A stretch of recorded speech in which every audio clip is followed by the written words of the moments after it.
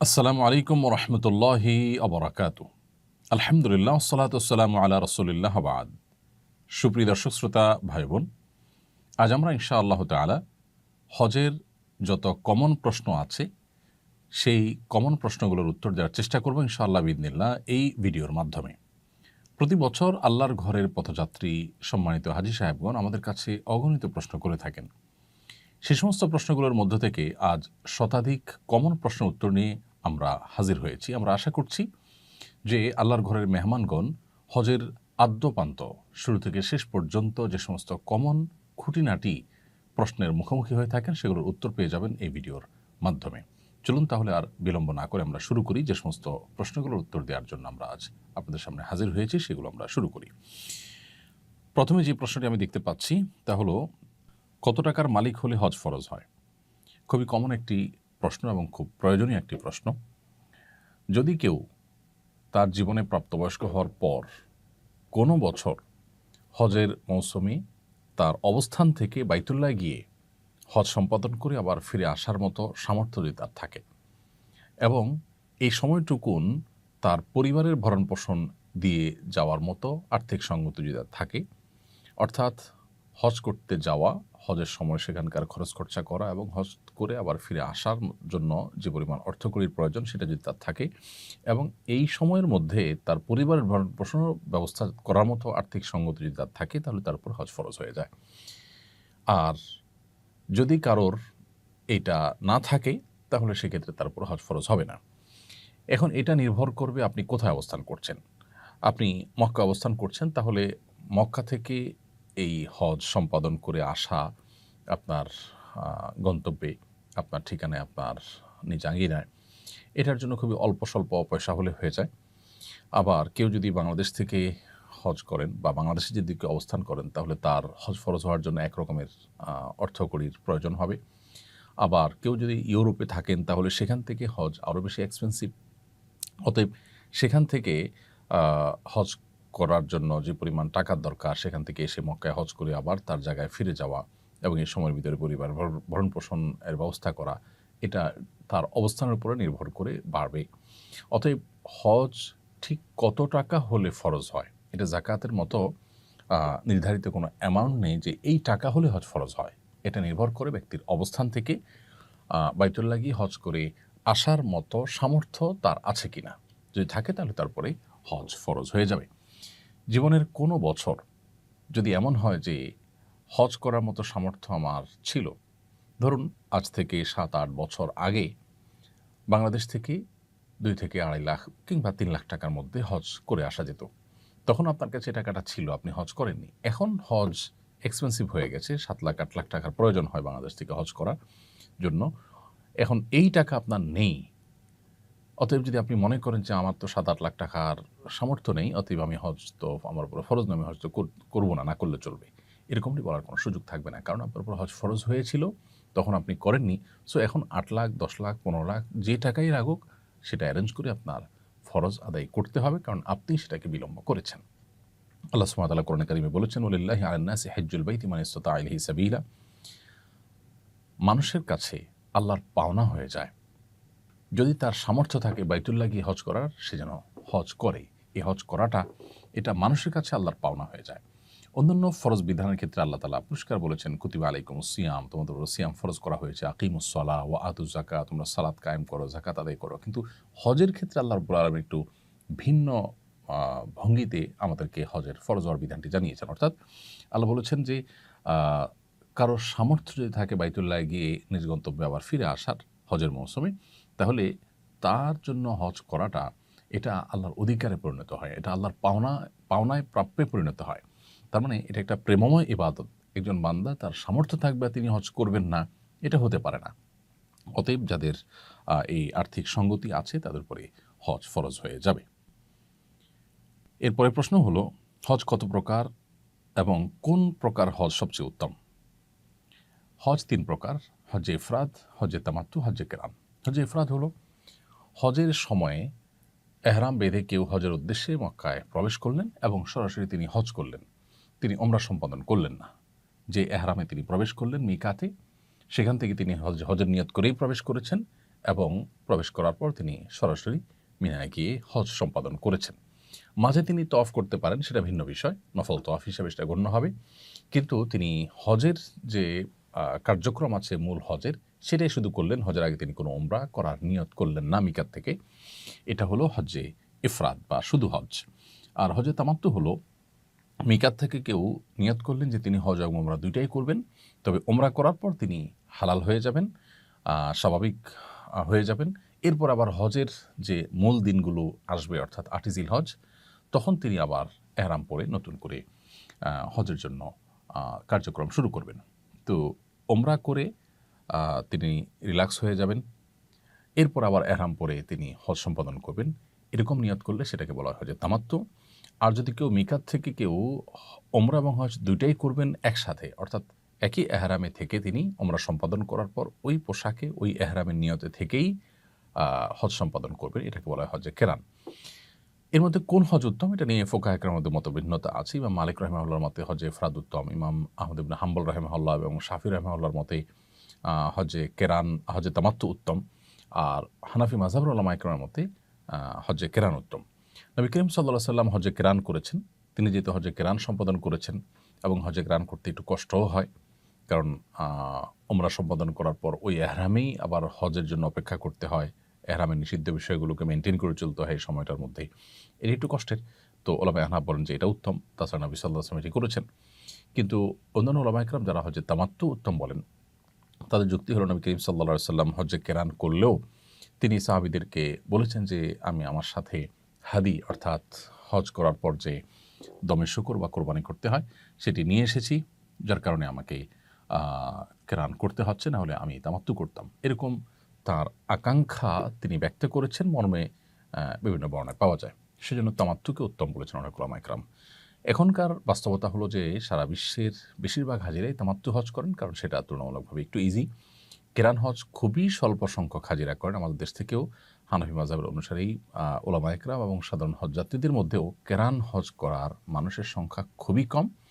কারণ হজের ফ্লাইট যদি হয়ে থাকে মূল হজের 20 দিন 15 দিন আগে, তাহলে পুরো সময়টা এহরাম মেনটেন করে থাকাটা একটু কষ্টসাধ্য। সেজন্য আসলে সবাই প্রায় তামাত্তু হজই করে থাকেন। আর একেবারে শেষের দিকে যাদের ফ্লাইট, তারা অবশ্য হজে কেরান করতে পারেন। তাহলে হজে কেরান উত্তম হলো হানাফি মাযহাব অনুযায়ী। আর ইমাম আহমদ ইবনে হাম্বল রাহিমাহুল্লাহ সহ সৌদি আরবের উলামা ইকরাম, ইমাম শাফি রাহিমাহুল্লাহর একটি মত, তাদের মত অনুযায়ী হজে তামাত্তু উত্তম। এখন পৃথিবীতে বেশিরভাগ হাজিরাই হজে তামাত্তু করে থাকেন। হজ ফরজ হওয়ার পর কয়েক বছর পর হজ করলে কি গুনাহ হবে? এর উত্তর হলো, যে বছর হজ ফরজ হয়েছে, যখনই টাকা পয়সার মানুষ মালিক হলেন, আবার যাও, হজ ফরজ হওয়ার পর কয়েক বছর পর হজ করলে কি গুনাহ হবে? এর উত্তর হলো, যে বছর হজ করার জন্য আর্থিক সঙ্গতি আল্লাহ তাআলা দিয়েছেন, সেই বছরই হজের চেষ্টা করতে হবে। এটিকে ওয়াজিব আল ফওর বলা হয়, অর্থাৎ সামর্থ্য হওয়ার সাথে সাথেই নিকটতম বছরেই হজ সম্পাদন করতে হবে, এটি আবশ্যক। যদি সেটা না করেন এবং বিলম্ব করেন, বিশেষ করে ঠুনকো ওজরের ভিত্তিতে যে আমি ব্যস্ত, এই মুহূর্তে সময় করতে পারছি না, 2 বছর পরে করব, 4 বছর পরে করব, জীবনে একবার করলেই তো হলো, এরকম ঠুনকো অজুহাতের কারণে যদি হজকে বিলম্ব করেন কেউ, তাহলে সেটি পরিষ্কার গুনাহ হবে। নবী করিম সাল্লাল্লাহু আলাইহি ওয়াসাল্লাম বলেছেন, তাহাজ্জালু ইলাল হজ, তোমরা হজ বিলম্ব না করে দ্রুততার সাথে সম্পাদন করো। কেন? ফাইন্নাহু লা ইয়াদরি মা ইয়ারিদুলাহ, কারণ কোনো ব্যক্তি হজকে যে বিলম্ব করবে, 2-4 বছর পরে করবে, সে তো জানে না যে কী তার জন্য অপেক্ষা করছে। কোনো বিপদ তার এসে পড়তে পারে, কোন বিপদের মুখোমুখি সে হতে পারে। অতএব তার হজ বিলম্ব করা উচিত নয়। এই কারণেই হজকে বেশিরভাগ উলামা ইকরাম ওয়াজিব বা আলাল ফওর বলেছেন, অর্থাৎ সামর্থ্য হওয়ার সাথে সাথেই নিকটতম বছরই হজ আদায় করা উচিত এবং কর্তব্য, আবশ্যক।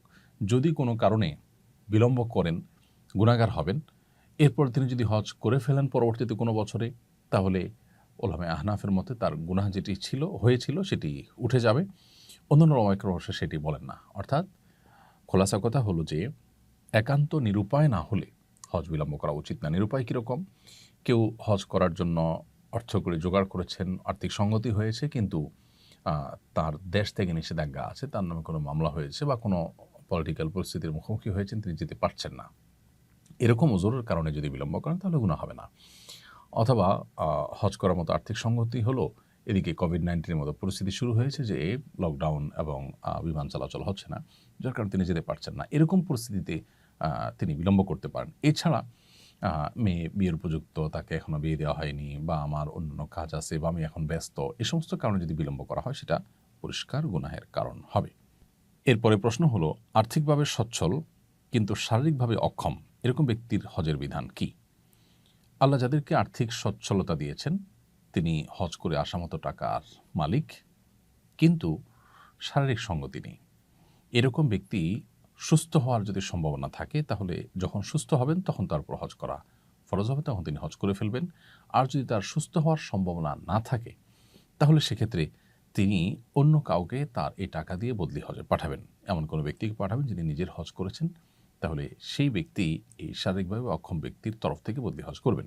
এবং একই সাথে তিনি শারীরিকভাবে সক্ষমতা এবং সামর্থ্য এটি অর্জন নাও করতে পারেন, কখনোই আশঙ্কা থাকলে তিনি ওসিয়ত করবেন যে আল্লাহ না করুন আমি যদি সুস্থ হয়ে উঠতে না পারি বা সুস্থ হয়ে হজ করার সুযোগ না পাই, তাহলে আমার যে অর্থ রেখে যাচ্ছে এটা দিয়ে যেন আমার তরফ থেকে বদলি হজের ব্যবস্থা করা হয়। ইনশাআল্লাহ এতে তিনি দায়মুক্ত হবেন এবং তার ফরজ আদায় হয়ে যাবে। এরপরে প্রশ্ন হলো, হারাম টাকা দিয়ে হজ করলে হজ আদায় হবে কিনা? কেউ যদি অবৈধ টাকা বা হারাম উপায়ে উপার্জিত টাকা দিয়ে হজ করেন তাহলে কাগজে কলমে তার হজ হয়ে যাবে, কিন্তু এর কারণে তিনি যেমন গুনাহগার হবেন, তেমনিভাবে তার এই হজ আল্লাহ সুবহানাহু ওয়া তাআলার কাছে অ্যাকসেপ্টেবল হবে না, গ্রহণযোগ্য হবে না।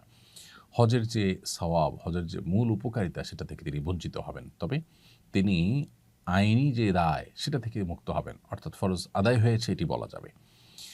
অতএব হজ করার ক্ষেত্রে আমাদের পবিত্র এবং হালাল টাকা এটা দিয়ে হজ করা উচিত। অন্যান্য ইবাদত বন্দেগী করার ক্ষেত্রেও এই হালালটাই আমাদের ব্যবহার করা উচিত। কারণ নবী করিম সাল্লাল্লাহু আলাইহি ওয়াসাল্লাম বলেছেন, ইন্নাল্লাহা তাইয়্যিব লা ইয়াকবালু ইল্লা তাইয়্যিবা। আল্লাহ তাআলা পবিত্র, তিনি পবিত্র ছাড়া হারাম কোনো অর্থ, হারাম কোনো দান, হারাম কোনো প্রচেষ্টা এটা আল্লাহ তাআলা গ্রহণ করেন না। অতএব হজ করার ক্ষেত্রেও হালাল টাকায় হজ করা উচিত। এরপরে প্রশ্ন হলো, ঋণগ্রস্ত ব্যক্তি হজ করলে তার হজ হবে কিনা? যদি ঋণগ্রস্ত ব্যক্তি হজ করেন তাহলে তার হজ করতে গিয়ে যদি ঋণ আদায়ে কোনো প্রকার অসুবিধা তৈরি না হয়, তার ঋণটা যদি সিস্টেমিক্যাল ঋণ হয়, যেমন কিস্তিতে তিনি পরিশোধ করছেন এবং নিয়মতান্ত্রিকভাবে কিস্তি দিতে দিতে একটা সময় পরিশোধ হবে, সেরকম ব্যবস্থা আছে এবং পাওনাদারের সাথে সেরকম বোঝাপড়া আছে, তাহলে সেক্ষেত্রে তিনি ঋণগ্রস্ত অবস্থায় হজ করতে পারেন। আর যদি ব্যাপারটা এরকম হয় তারপর হজ ফরজ হয়নি, বরং তিনি ঋণগ্রস্ত, এখন ঋণের টাকা না দিয়ে, পাওনাদারদের দাবি আছে সেটা না দিয়ে তাদের সাথে গড়িমসি করে তাদেরকে আপনার ঋণ পরিশোধে বিলম্ব করে তাদের হক নষ্ট করে তিনি যদি হজ করতে যান সেটি তার জন্য উচিত হবে না, জায়েজ হবে না। তবে যদি তিনি হজ করে ফেলেন তার হজ হয়ে যাবে, সেটা ভিন্ন বিষয়। বাট ঋণের টাকা না দিয়ে পাওনাদারদেরকে ঝুলিয়ে রেখে তার এই হজের যে আসল প্রাণ, হজের যে আসল উপকারিতা সেটা থেকে তাকে বঞ্চিত করবে। অতএব ঋণগ্রস্ত ব্যক্তি পাওনাদারের ঋণ পরিশোধকে অগ্রাধিকার দিতে হবে। হ্যাঁ, যদি তার উপরে কখনো জীবনে হজ ফরজ হয়ে থাকে তাহলে তো তার হজ করতেই হবে, যেহেতু ফরজ হয়েছে, তিনি বিলম্ব করেছেন কোনো কারণে, এখন ঋণগ্রস্ত হয়ে গেছেন, তাহলে হজ করার জন্য তিনি তার জমি জমা বিক্রি করে, স্থাবর সম্পত্তি বিক্রি করে হলেও হজ করতে হবে। এরপরে প্রশ্ন হলো, কারোর যদি অনেক জমি জমা থাকে কিন্তু ক্যাশ ক্যাপিটাল না থাকে তাহলে জমি জমা বিক্রি করে তার কি হজ করা ফরজ? খুবই গুরুত্বপূর্ণ একটি প্রশ্ন। আমাদের সমাজে বিশেষ করে গ্রামে এরকম অনেক লোক আছেন যাদের প্রচুর পরিমাণ ক্ষেত খামার, প্রচুর পরিমাণ ক্ষেতের জমি বা বিভিন্ন রকমের ল্যান্ড আছে, বিভিন্ন রকমের স্থায়ী অ্যাসেট আছে, কিন্তু তার কাছে ক্যাশ টাকা নেই। তাহলে তার হজ ফরজ হবে কিনা? এর উত্তর হলো, যে সমস্ত জমি জমা বা যে সমস্ত ল্যান্ড বা স্থায়ী সম্পদের উপর তিনি নির্ভরশীল, যেমন জমির ফসল ওঠে সেটা দিয়ে তার বছর চলে, অথবা তার ফ্ল্যাট আছে সেটা দিয়ে তিনি ভাড়া পান, সেটা দিয়ে তার সংসার চলতে হয়, এরকম যদি হয় তাহলে সেক্ষেত্রে তার জন্য এগুলো বিক্রি করে হজ করা ফরজ হবে না।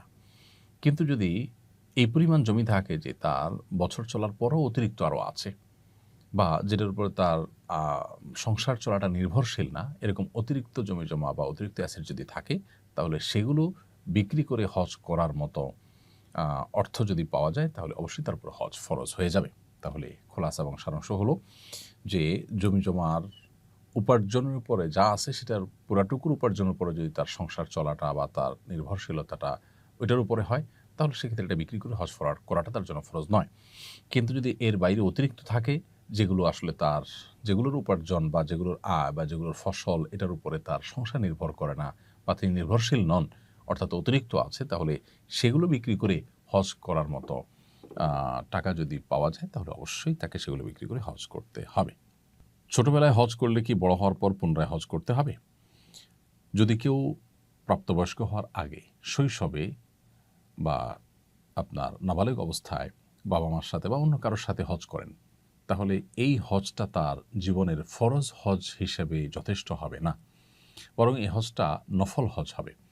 কারণ কেউ অপ্রাপ্তবয়স্ক অবস্থায় শরীয়তের কোনো ফরজ বিধান তার উপরে বর্তায় না, বিধায় হজের ফরজ বিধানটি তার উপরে বর্তায়নি যখন তিনি অপ্রাপ্তবয়স্ক অবস্থায় হজ করেছেন। এর ফলশ্রুতিতে যে আধ্যাত্মিক সুফল, হজের যে বরকত, হজের কারণে যে স্পিরিচুয়াল উপকারিতা, এটা শিশু হিসাবে আল্লাহ তাআলা তাকে দিবেন বা তিনি সেটা পাবেন ইনশাআল্লাহ, সেটা ভিন্ন বিষয়। বাট প্রাপ্তবয়স্ক হওয়ার পর এই শিশুই যখন অর্থের মালিক হবেন, হজ করার মতো সামর্থ্য তার হবে, সঙ্গতি তার হবে এবং হজের ফরজ বিধান তার উপরে বর্তায়, সেরকম পরিস্থিতি যদি তৈরি হয়, তাহলে তখন তাকে হজ করতে হবে পৃথকভাবে। তার সেই শৈশবের হজটি তার পরবর্তীতে হজ ফরজ হলে সেই ফরজ হজের তরফ থেকে যথেষ্ট হবে না। এরপরে প্রশ্ন হলো, হজে যাওয়ার আগে আত্মীয় স্বজন ও পাড়া পড়োশীদের খাওয়ানো কতটা যুক্তিযুক্ত? কোরআন হাদিস কি বলে সম্পর্কে? হজে যাওয়ার আগে আত্মীয় স্বজনকে ডেকে খাওয়াতে হবে এরকম কোনো বাধ্যবাধকতা বা এরকম কোনো নির্দেশনা কোরআন বা সুন্নাহর কোথাও পাওয়া যায় না। এটা যদি কেউ আত্মীয় স্বজনের দোয়া নেওয়ার জন্য হজের সফর থেকে তিনি ফিরে আসেন না আসেন, তাদের কাছ থেকে মাপটাপ চাওয়ার জন্য করেন, তাহলে এটা মুবাহ বা জাস্ট জায়েজ কাজ হতে পারে। কিন্তু এর মাধ্যমে তিনি যে হজে যাচ্ছেন সেটা মানুষকে জানালেন, এটা তার লৌকিকতা বা প্রদর্শন ইচ্ছা থেকে যদি হয়, তাহলে সেক্ষেত্রে সেটি গুনাহের কারণ হবে। অতএব হজে যাওয়ার আগে আত্মীয় স্বজনকে ডেকে খাওয়ানোর কোনো আলাদা নির্দেশনা কোরআন সুন্নাহর কোথাও নেই। তবে এটা যদি কেউ করেন, সেটি নির্ভর করবে নিয়তের উপরে। যদি সাধারণ শুদ্ধ স্বাভাবিক কোনো নিয়ত থাকে যে সবাই কাছ থেকে দোয়া নিয়ে আমরা গেলাম, তাহলে সেক্ষেত্রে এটা জায়েজ হতে পারে। অন্যথায় এটি কিন্তু গুনাহের কারণ হবে। অনেক আত্মীয় স্বজন হজের কথা শুনলে বলেন, আমার নাম নিয়ে কাবা শরীফে একটু দোয়া করবে অথবা মদিনায় আমার সালাম পৌঁছে দিবে। এটা কতটুকু সঠিক? যদি তার নাম ভুলে যাই বা স্মরণ না থাকে, তাহলে কি গুনাহ হবে? কেউ যদি আপনার কাছে মক্কায় গিয়ে কাবা শরীফ গিয়ে তার জন্য দোয়ার আর্গুমেন্ট করে, তাহলে সেটা রক্ষা করা উচিত। তার জন্য আল্লাহর কাছে দোয়া করা উচিত, তিনি যদি কোনো দোয়া চেয়ে থাকেন। আর কেউ যদি বলেন যে আমার সালাম নবী সাল্লাল্লাহু আলাইহি ওয়াসাল্লামের রওজায় পৌঁছে দিও, তো সেক্ষেত্রে উলামা ইকরামের মধ্যে দুটি মত আছে। অনেক উলামা ইকরাম বলেন যে এটির কোনো প্রয়োজন নেই, কারণ প্রত্যেক ব্যক্তির দুরূদ পৌঁছানোর জন্য আল্লাহর পক্ষ থেকে ফেরেশতা নিযুক্ত আছে, যেমনটি বিশুদ্ধ হাদিসে বর্ণিত হয়েছে। অতএব যেখানে আমরা পৃথিবীর যে কোনো প্রান্তে দুরূদ পড়লে, সালাম পেশ করলে সাথে সাথে আল্লাহ তাআলার স্বয়ংক্রিয় সিস্টেমে সেটা নোট হয়ে যায় ফেরেশতার কাছে এবং ফেরেশতা সেটা নবী সাল্লাল্লাহু আলাইহি ওয়াসাল্লামের কাছে পেশ করেন, একেবারে নাম উল্লেখ করে যে, হে আল্লাহর রাসূল, আপনার প্রতি অমুক জায়গা থেকে অমুকের ছিল অমুক সালাম পেশ করেছেন, দুরূদ পেশ করেছেন। তাহলে সেখানে মানুষকে দিয়ে আবার সালাম পাঠানোর কোনো প্রয়োজন নেই। এর বিপরীতে অন্যান্য উলামা ইকরাম অনেকে বলেন যে এটি করা যেতে পারে, এটি করলে কোনো অসুবিধা নেই। এবং তাবেঈদের কথা, যে কোনো তাবেঈদের মধ্যে এটা পাওয়া যায় যে তারা যেমন খলিফা ওমর ইবনে আবদুল আজিজ, তাবেঈদের মধ্যেও কাউ পাওয়া যায় যে তারা এভাবে সালাম পাঠিয়েছেন অন্য কারোর মাধ্যমে। ওমর ইবনে আবদুল আজিজ রাহিমাহুল্লাহ তিনি সালাম পাঠানোর কথা বর্ণিত হয়েছে এক বর্ণনায়। তো এগুলোর উপর ভিত্তি করে অনেক উলামা কেরাম এটাকে জায়েজ বলেন। কিন্তু সাহাবায়ে কেরাম বা হাদিসে মূলত একজন আরেকজনের জন্য দোয়া করা, দোয়া চাওয়া, এগুলো বর্ণিত হলেও সালাম পেশ করা নবী সাল্লাল্লাহু আলাইহি ওয়াসাল্লামের কাছে কারোর মাধ্যমে, এটি কোনো হাদিস দ্বারা ওইভাবে আসলে সাব্যস্ত হয় না। খোলাসা কথা হলো যে কেউ যদি আমাদের জন্য দোয়া করে, তাহলে তাদের জন্য দোয়া করা উচিত। যদি অনেক মানুষ দোয়া চায়, তাদের সবার নাম মনে না থাকে, তাহলে আমি কমন দোয়া করতে পারি, আল্লাহ যতজন দোয়া চেয়েছেন আপনি জানেন, আপনি তাদের সবার নেক উদ্দেশ্য পূরণ করুন, বা যারা দোয়া চেয়েছেন, যারা যেটা চেয়েছেন তাদের সে বইদের চাওয়াগুলো পূরণ করুন। এভাবে আপনি কমন দোয়া করে দায়মুক্ত হতে পারেন। আর নবী সাল্লাল্লাহু আলাইহি ওয়াসাল্লামের কবরের সামনে সালাম পেশ যখন আমরা করি, তখন আজকাল বিশেষ করে এত ভিড় হয়, নিজের সালামটা পেশ করাটাই দায় হয়ে যায়। এত অল্প সময় সেখানে রানিং অবস্থায় সালাম দিতে হয়। সেখানে আসলে অনেক লোক বললে তাদের নাম নিয়ে হে আল্লাহ রাসূল অমুক, অমুক আপনার প্রতি সালাম পেশ করেছেন বা অমুক, অমুকের তরফ থেকে আসসালাতু ওয়াসসালামু আলাইকা ইয়া রাসূলুল্লাহ, এরকম বলা আসলে সেই সুযোগ স্কোপ আজকাল থাকেও না। এটা হলো বাস্তবতা।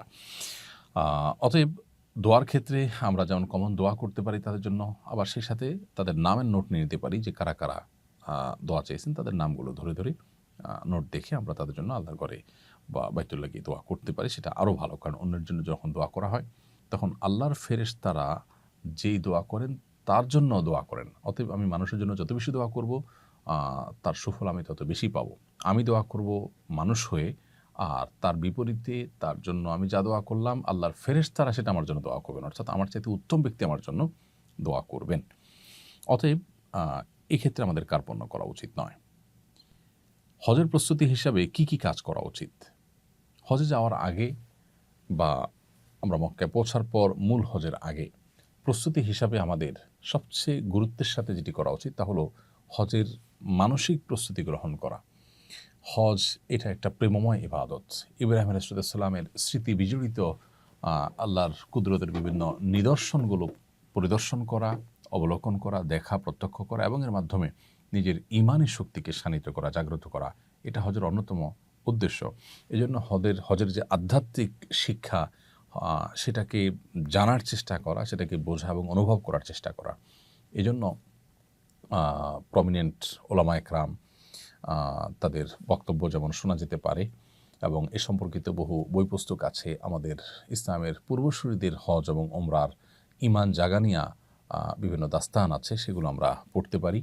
এর মাধ্যমে মানসিকভাবে আমি হজের জন্য প্রস্তুতি নিতে পারবো ইনশাআল্লাহ।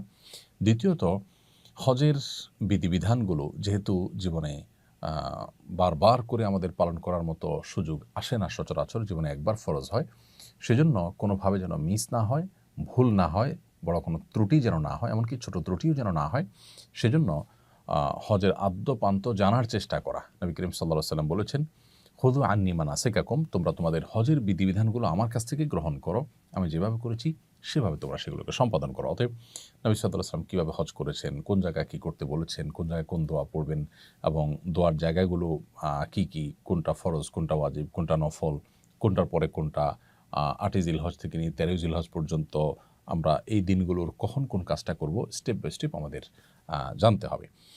তাহলে দ্বিতীয় প্রস্তুতি হলো যে হজের সমস্ত বিধিবিধান, হজের সমস্ত নিয়ম কানুনগুলো কোরআন সুন্নাহর আলোকে জানার চেষ্টা করবো আমরা ইনশাআল্লাহ তাআলা। তৃতীয়ত, হজ করতে আমরা মক্কায় যাব ইনশাআল্লাহ। সেখানকার এনভায়রনমেন্ট, সেখানকার পরিবেশ আমি যেখানে অবস্থান করছি আমার দেশ থেকে ভিন্নতর।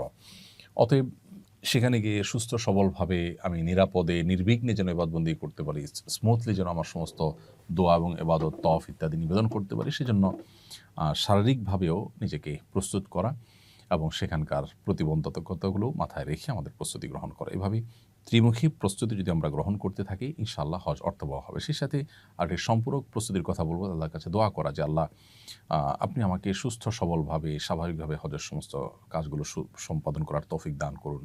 হজ একটা কষ্টসাধ্য ইবাদত। নারীদের হজকে জিহাদের সমতুল্য বলেছেন নবী সাল্লাল্লাহু আলাইহি ওয়াসাল্লাম। বিধায় এটি আল্লাহ সহজ করলেই সহজ হবে, না হলে কিন্তু সহজ হবে না। সেজন্য দোয়া করতে থাকা এবং আল্লাহ যেন মাবরুর হজের তৌফিক দান করেন, সেজন্য বিশেষভাবে আল্লাহর কাছে আমরা দোয়া করবো ইনশাআল্লাহ তাআলা। এহরাম কখন করব, এহরাম করার নিয়ম কি? হজের এহরাম আমরা তামাত্তু হজ যারা করবেন তারা 2 ধাপে এহরাম পরবেন, আর কেরান এবং হজে ইফরাদ যারা করবেন তারা 1 ধাপে হজের এহরাম পরিধান করবেন। 3 প্রকার হাজি অর্থাৎ ইফরাদ, তামাত্তু, কেরান যে প্রকারই হজ করেন না কেন আপনাকে মিকাত থেকে এহরাম বাঁধতে হবে হজের নিয়তে। আপনি যদি বাহির থেকে যান সেক্ষেত্রে মিকাত থেকে আপনি হজের নিয়তে আপনাকে এহরাম বাঁধতে হবে। এই যে মিকাত থেকে হজের এহরাম বাঁধবো, আমরা যারা বিমানে যাই আমরা সেই সুযোগ থেকে বঞ্চিত হই, কারণ বিমান আসলে মিকাতের ওখানে ল্যান্ড করে না, মিকাতের উপর দিয়ে চলে যায়। তো সেক্ষেত্রে আমরা যে দেশ থেকে যাব তিনি সেই দেশের এয়ারপোর্ট বা হাজি ক্যাম্প এই সমস্ত জায়গা থেকে এহরাম বাঁধতে পারি, চাইলে বাসা থেকে এহরামের কাপড় পরিধান করতে পারি। এটা হলো পরিধান করা। আর নিয়তটা যেটা এহরামের আনুষ্ঠানিকতা বা এহরামের যে মূল কার্যক্রম, সেটি আমরা শুরু করব, অর্থাৎ নিয়ত করাটা শুরু করব হলো মিকাত থেকে। সেটা কিভাবে? বিমান যখন মিকাতের কাছাকাছি যাবে তখন আমাদেরকে পাইলট ঘোষণা দিবেন যে আমরা মিকাত ক্রস করতে যাচ্ছি, তখন আমরা নিয়ত করে নেব যে আমরা হজ করতে যাচ্ছি। যদি এমন কোনো দেশ থেকে আসেন যেখানে আসলে হজ যাত্রী ওই ফ্লাইটে খুবই কম, আপনাকে হয়তো বলা হবে না, সেক্ষেত্রে আপনি নিশ্চয়ই তাদের কাছ থেকে জানতে পারবেন যে আপনি সৌদি আরবের বর্ডারে ঢুকেছেন, কোন জায়গায় আছেন, ম্যাপ দেখার সুযোগ থাকে, আজকাল জানার সুযোগ থাকে, বিধায় আপনি মিকাতের কাছাকাছি গিয়ে নিয়ত করবেন। এ হলো আমাদের এহরাম শুরু হওয়া। দ্বিতীয় ধাপে এহরাম করতে হবে তামাত্তু হাজিদেরকে। সেক্ষেত্রে তারা দ্বিতীয় ধাপের এহরামটা পড়বেন মূলত ৮ই জিলহজ সকালে অথবা ৭ই জিলহজ সন্ধ্যায়। আপনার বাস যখন প্রস্তুত হয় মিনা যাওয়ার জন্য, তখন হোটেল থেকে এহরাম পরে আপনি চলে যাবেন ইনশাআল্লাহ তাআলা। তাহলে এহরামের পোশাকটা আমরা পরিধান হয়তো দেশ থেকে করব, কিন্তু নিয়তটা করব আমরা মিকাত থেকে বা মিকাতের কাছাকাছি জায়গায় গিয়ে, এবং যখন নিয়ত করব তখন থেকেই কিন্তু আমাদের তালবিয়া পাঠ শুরু হবে। আর এহরামের নিয়ম হলো আমরা সেলাইবিহীন শুভ্র সাদা কাপড় পরলে সেটা উত্তম। অন্য কোনো কালার যদি পোশাক পরেন সেটাও আপনার এহরামের জন্য যথেষ্ট হয়ে যাবে যদি সেলাই করা না হয়। আর এবং পাশাপাশি এই এহরামের কাপড় হিসাবে একটা টুকরো নিচে, আরেকটা টুকরো চাদর হিসাবে উপরে, অর্থাৎ একটা লুঙ্গির মতো একটা চাদরের মতো করে পুরুষদের জন্য পরিধান করা। আর মা বোনদের জন্য সাধারণ যে পোশাক তারা পরে থাকেন ওই স্বাভাবিক পোশাক পরিধান করবেন। এটাই হলো তাদের এহরামের কাপড়। তো এহরামের নিয়ম হলো যে আমরা মিকাতে গিয়ে না নামার সুযোগ না থাকে তাহলে তার আগে থেকে আমরা উত্তম রূপে মাথা থেকে পা পর্যন্ত পুরো শরীরকে ফ্রেশ করে, নখ, অবাঞ্ছিত লোম ইত্যাদি কেটে উত্তম রূপে গোসল করে তারপর আমরা এহরামের কাপড় পরিধান করব। 2 রাকাত নামাজ পড়ব, নামাজের কোনো ফরজ ওয়াক্ত হলে ফরজ নামাজ পড়ব, না হলে 2 রাকাত নামাজ পড়ে আমরা এহরামের কাপড় পরে ফেলব। এরপর মিকাতের কাছাকাছি গিয়ে লাব্বাইকা হাজ্জান বা লাব্বাইকা উমরাতান, আপনি যেটা করছেন সেটা নিয়ত করে তারপর থেকে তালবিয়া শুরু করবেন। তাহলে এ হলো এহরাম আমরা কখন করব এবং এহরামের নিয়ম কি সে সম্পর্কে বিস্তারিত। যদি কারোর হজের ফ্লাইট বা উমরার ফ্লাইট আগে মদিনায় যায়, মদিনায় থেকে তারপরে তারা ব্যাক করবেন মক্কাতে হজের জন্য, তাহলে সেক্ষেত্রে তারা বাংলাদেশ থেকে বা যেখান থেকে যাবেন সেখান থেকে এহরাম পড়বেন না। তারা মদিনা থেকে যখন মক্কায় আসবেন তখন মিকাত পড়বে, সেই মিকাত থেকে তারা হজের এহরাম পড়বেন। আগের হজ বা ওমরা পালনকারীদের এহরামের কাপড় অন্যজন ব্যবহার করতে পারবে কিনা? আপনি জীবনে কখনো নিজে হজ করেছেন, আগে ওমরা করেছেন, আপনার সেই পুরাতন হজ বা ওমরার যে এহরামের কাপড় সেটা দিয়ে আপনি আবার নতুন করে বা পরবর্তীতে যে কোনো হজ বা ওমরা করতে পারবেন। এমনকি একজনে একটা কাপড়ে ওমরা করেছেন বা হজ করেছেন, তার কাপড় পবিত্র কাপড়ে, ধোয়া কাপড়ে আরেকজন এহরাম করে হজ বা ওমরা করতে পারবেন, এতে কোনো অসুবিধা নেই। অর্থাৎ হজ এবং ওমরার জন্য নতুন কাপড় হওয়া জরুরি নয়। এরপরে প্রশ্ন হলো মহিলাদের এহরামের পোশাক কেমন হবে? মহিলাদের এহরামের পোশাক হবে একেবারে সাধারণ স্বাভাবিক পোশাক, তবে তারা মুখের উপরে নেকাব বাঁধবেন না আর হাত মোজা না পরে স্বাভাবিকভাবে থাকার চেষ্টা করবেন। বিশেষ করে বড় ওড়না যদি থাকে তাহলে সেক্ষেত্রে পরপুরুষের সামনে তার হাত প্রদর্শিত হতে পারে, সেরকম আশঙ্কা তৈরি হলে ওড়নার ভেতরে তিনি প্রবেশ করাবেন। বাস এইটুকু সতর্কতা যথেষ্ট। আর যদি এটা কঠিন হয়ে যায়, বরং তার সতর উন্মুক্ত হয়ে যেতে পারে, সবসময় ওড়নার ভিতরে রাখা সম্ভব হবে না, এরকম বড় ওড়না নেই বা এরকম কোনো পরিস্থিতি আছে, তাহলে সেক্ষেত্রে হাত মোজাও পরা যেতে পারে। সেরকম পরিস্থিতিতে সাধারণ অবস্থাতে হাত মোজা না পরে আপনার সেটাকে মুখমণ্ডলের মতো উন্মুক্ত রাখা আর পরপুরুষের সামনে চলে আসে সেটাকে ঢাকার চেষ্টা করা। এটা হলো মেয়েদের এহরামের ক্ষেত্রে লক্ষণীয় এবং করণীয়। এর বাইরে তারা অবশ্য সাধারণ সব পোশাক পরবেন, পুরুষের মতো সেলাবিহীন হওয়া তাদের জন্য জরুরি নয়। শুধু মুখটা, ক্যাপগুলো পাওয়া যায় যে সমস্ত ক্যাপের মাথায় কাপড় ঝোলানো থাকে, যখন তারা পরপুরুষের সামনে বা রাস্তাঘাটে বা মুভমেন্টে থাকবেন, অন্যান্য পুরুষরা থাকবে, গায়ে মাহারামরা থাকবে, এরকম জায়গায় থাকবে, তখন তারা সে কাপড়টা ফেলে দিবেন। একদিকে তাদের পর্দা হয়ে যাবে, অপরদিকে মুখ বাঁধার যে ব্যাপারটা সেটাও কিন্তু হবে না। বিধায় এ সমস্ত ক্যাপগুলো আমাদের বোনরা ব্যবহার করতে পারেন, মায়েরা ব্যবহার করতে পারেন। আর যদি পরপুরুষের সামনে যাওয়ার মতো অপশন না থাকে, হোটেলে আছেন, রুমে আছেন, নিজস্ব জায়গায় আছেন, তাহলে মুখমণ্ডল খোলা রাখতে হবে, সেটাকে ঢাকবেন না। ব্যাস, এর বাইরে আলাদা কোনো নিষেধাজ্ঞা নেই। আর এহরামের প্রস্তুতি হিসাবে গোসল করা, অবাঞ্ছিত লোম, নখ ইত্যাদি কেটে পরিষ্কার করা, এগুলো পুরুষদের মতো নারীদের জন্য সমানভাবে প্রযোজ্য। এবং এহরামের পর 2 রাকাত সালাত আদায় করা, সব কিছুই যথাযথভাবে করবেন একজন পুরুষের মতো। এরপরে প্রশ্ন হলো এহরামের পর কোন কোন জিনিস নিষিদ্ধ? এহরামের পর একজন মুহরিমের জন্য, একজন হজ বা উমরা যাত্রীর জন্য মিকাতে নিয়ে এহরাম পড়েছেন, মিকাতের কাছাকাছি থেকে এহরামের নিয়ত করেছেন, এরপর থেকে তার জন্য যে সমস্ত বিষয়গুলো নিষিদ্ধ হয়ে যায়, তার এহরাম সংশ্লিষ্ট কাজ শেষ করে উমরা বা হজ সম্পাদন করার আগ পর্যন্ত সে কাজগুলো হলো, প্রথমত যৌনতা সংশ্লিষ্ট কথা এবং কাজ এগুলো থেকে বিরত থাকা, স্ত্রী সহবাস না করা, এটা তার জন্য আবশ্যক। তিনি মিকাত থেকে এহরাম করেছেন, এহরাম করে তিনি উমরা সম্পাদন করার আগ পর্যন্ত, অর্থাৎ মাথার চুল মুন্ডন করার আগ পর্যন্ত তার জন্য এটি হালাল নয়। অতএব এটি একটি কাজ, স্ত্রী সহবাস, স্বামী সহবাস, এটা থেকে বিরত থাকতে হবে এহরামরত অবস্থাতে। দ্বিতীয়ত, শিকার করা যাবে না, অর্থাৎ এই সময়ের মধ্যে কোনো প্রাণী শিকার করা যাবে না। আর তৃতীয়ত, পুরুষদের জন্য সেলাযুক্ত কাপড় পরিধান করা যাবে না। মেয়েরা অবশ্য সেলাযুক্ত সাধারণ পোশাক পরতে পারেন। এহরাম অবস্থায় পুরুষরা মাথা ঢাকবেন না এবং চেহারাও ঢাকবেন না। আর বোনরা মাথা ঢাকতে পারবেন, মাথা ঢাকবেন, তবে চেহারা তারা কাপড় দিয়ে বাঁধবেন না। পরপুরুষের সামনে গেলে সেক্ষেত্রে পর্দার জন্য ব্যবস্থা করবেন, কারণ মা আয়েশা রাদিয়াল্লাহু তাআলা আনহা তিনি যখন হজ করেছেন নবী সাল্লাল্লাহু আলাইহি ওয়াসাল্লামের সাথে, তিনি বলেছেন যে তিনি পুরুষদের দৃষ্টি সীমানায় চলে আসলে তার মাথার উপরের কাপড়টাকে তিনি টেনে দিতেন, তার মানে স্বাভাবিক অবস্থা তিনি খোলা রাখতেন। তো সেটি করতে হবে। এছাড়াও এহরাম অবস্থা যেটি নিষিদ্ধ তা হলো সুগন্ধি ব্যবহার করা, আতর ইত্যাদি ব্যবহার করা, এটি নিষিদ্ধ নারী পুরুষ সকলের জন্যই। এবং এহরামরত অবস্থাতে চুল নখ ইত্যাদি কাটা, এটাও সকলের জন্য নিষিদ্ধ। তাহলে এই কাজগুলো এহরামরত অবস্থা নিষিদ্ধ। আবারও বলছি, স্ত্রী বা স্বামী সহবাস করা, শিকার করা, এবং পুরুষদের জন্য সেলাইযুক্ত কাপড় পরা, এবং পুরুষদের জন্য মাথা এবং মুখমণ্ডল ঢাকা, এগুলো নিষিদ্ধ। আর মেয়েদের জন্য মাথা ঢাকা নিষিদ্ধ নয়, তবে মুখমণ্ডল তাদের জন্য কাপড় দিয়ে বাঁধা নিষিদ্ধ। পরপুরুষের সামনে গেলে সেটা ভিন্ন কথা, তিনি ঢাকবেন তবে মুখ বাঁধবেন না। আর সুগন্ধিযুক্ত কোনো কিছু ব্যবহার করা নারী পুরুষ সবার জন্য নিষিদ্ধ, এবং চুল নখ কাটাও সবার জন্য নিষিদ্ধ। এগুলো হলো এহরামের নিষিদ্ধ কাজ। এই নিষিদ্ধ কাজগুলো নিষিদ্ধ থাকবে কতক্ষণ পর্যন্ত? যতক্ষণ পর্যন্ত তিনি চুল না কাটছেন বা চুল মাথা মুন্ডন না করছেন তার আগ পর্যন্ত, অর্থাৎ এহরাম শেষ হওয়ার আগ পর্যন্ত এগুলো বলবৎ থাকবে। তালবিয়া কোন সময় থেকে শুরু এবং কোন সময় শেষ করতে হয়?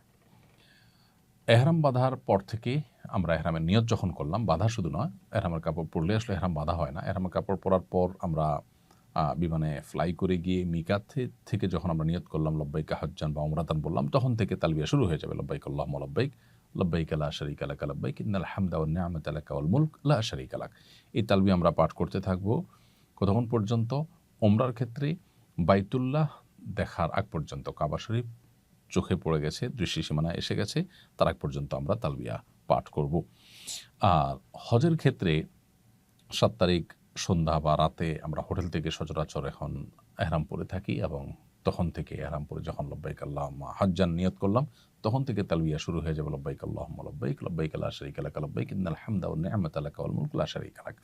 এই তালবিয়া চলতে থাকবে 8 তারিখ পুরো দিন রাত, 9 তারিখ পুরো দিন রাত, এবং 10 তারিখ পাথর মারার সময় শুরু হয়। এই পাথর মারা পর্যন্ত তালবিয়া চলতে থাকবে। তাহলে হজের তালবিয়াটা আমরা যখন এহরাম পড়লাম হজের জন্য 7 তারিখ রাতে কিংবা 8 তারিখ সকালে যখনই পড়ি, তখন থেকে তালবিয়া শুরু হয়ে যাবে। এটা 10 তারিখ অর্থাৎ ঈদের দিন জামারাতে পাথর মারার আগ পর্যন্ত, জামারাতের কাছে চলে আসছি পাথর মারতে, তখন তালবিয়া স্টপ হয়ে যাবে। তাহলে এই পুরো সময়টুকু থেকে থেমে থেমে আমাদেরকে তালবিয়া পাঠ করতে হবে।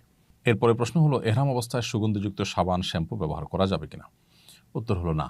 এহরাম অবস্থায় যেহেতু সুগন্ধি ব্যবহার নিষিদ্ধ বিধায়, যে সাবান, শ্যাম্পু বা হ্যান্ড ওয়াশ এগুলোতে সুগন্ধি আছে, সেগুলো ব্যবহার থেকে বিরত থাকতে হবে। বরং আজকাল এমন সব সাবান পাওয়া যায় যেগুলোতে আসলে সুগন্ধি নেই, সেরকম সাবান আমরা ব্যবহার করতে পারি।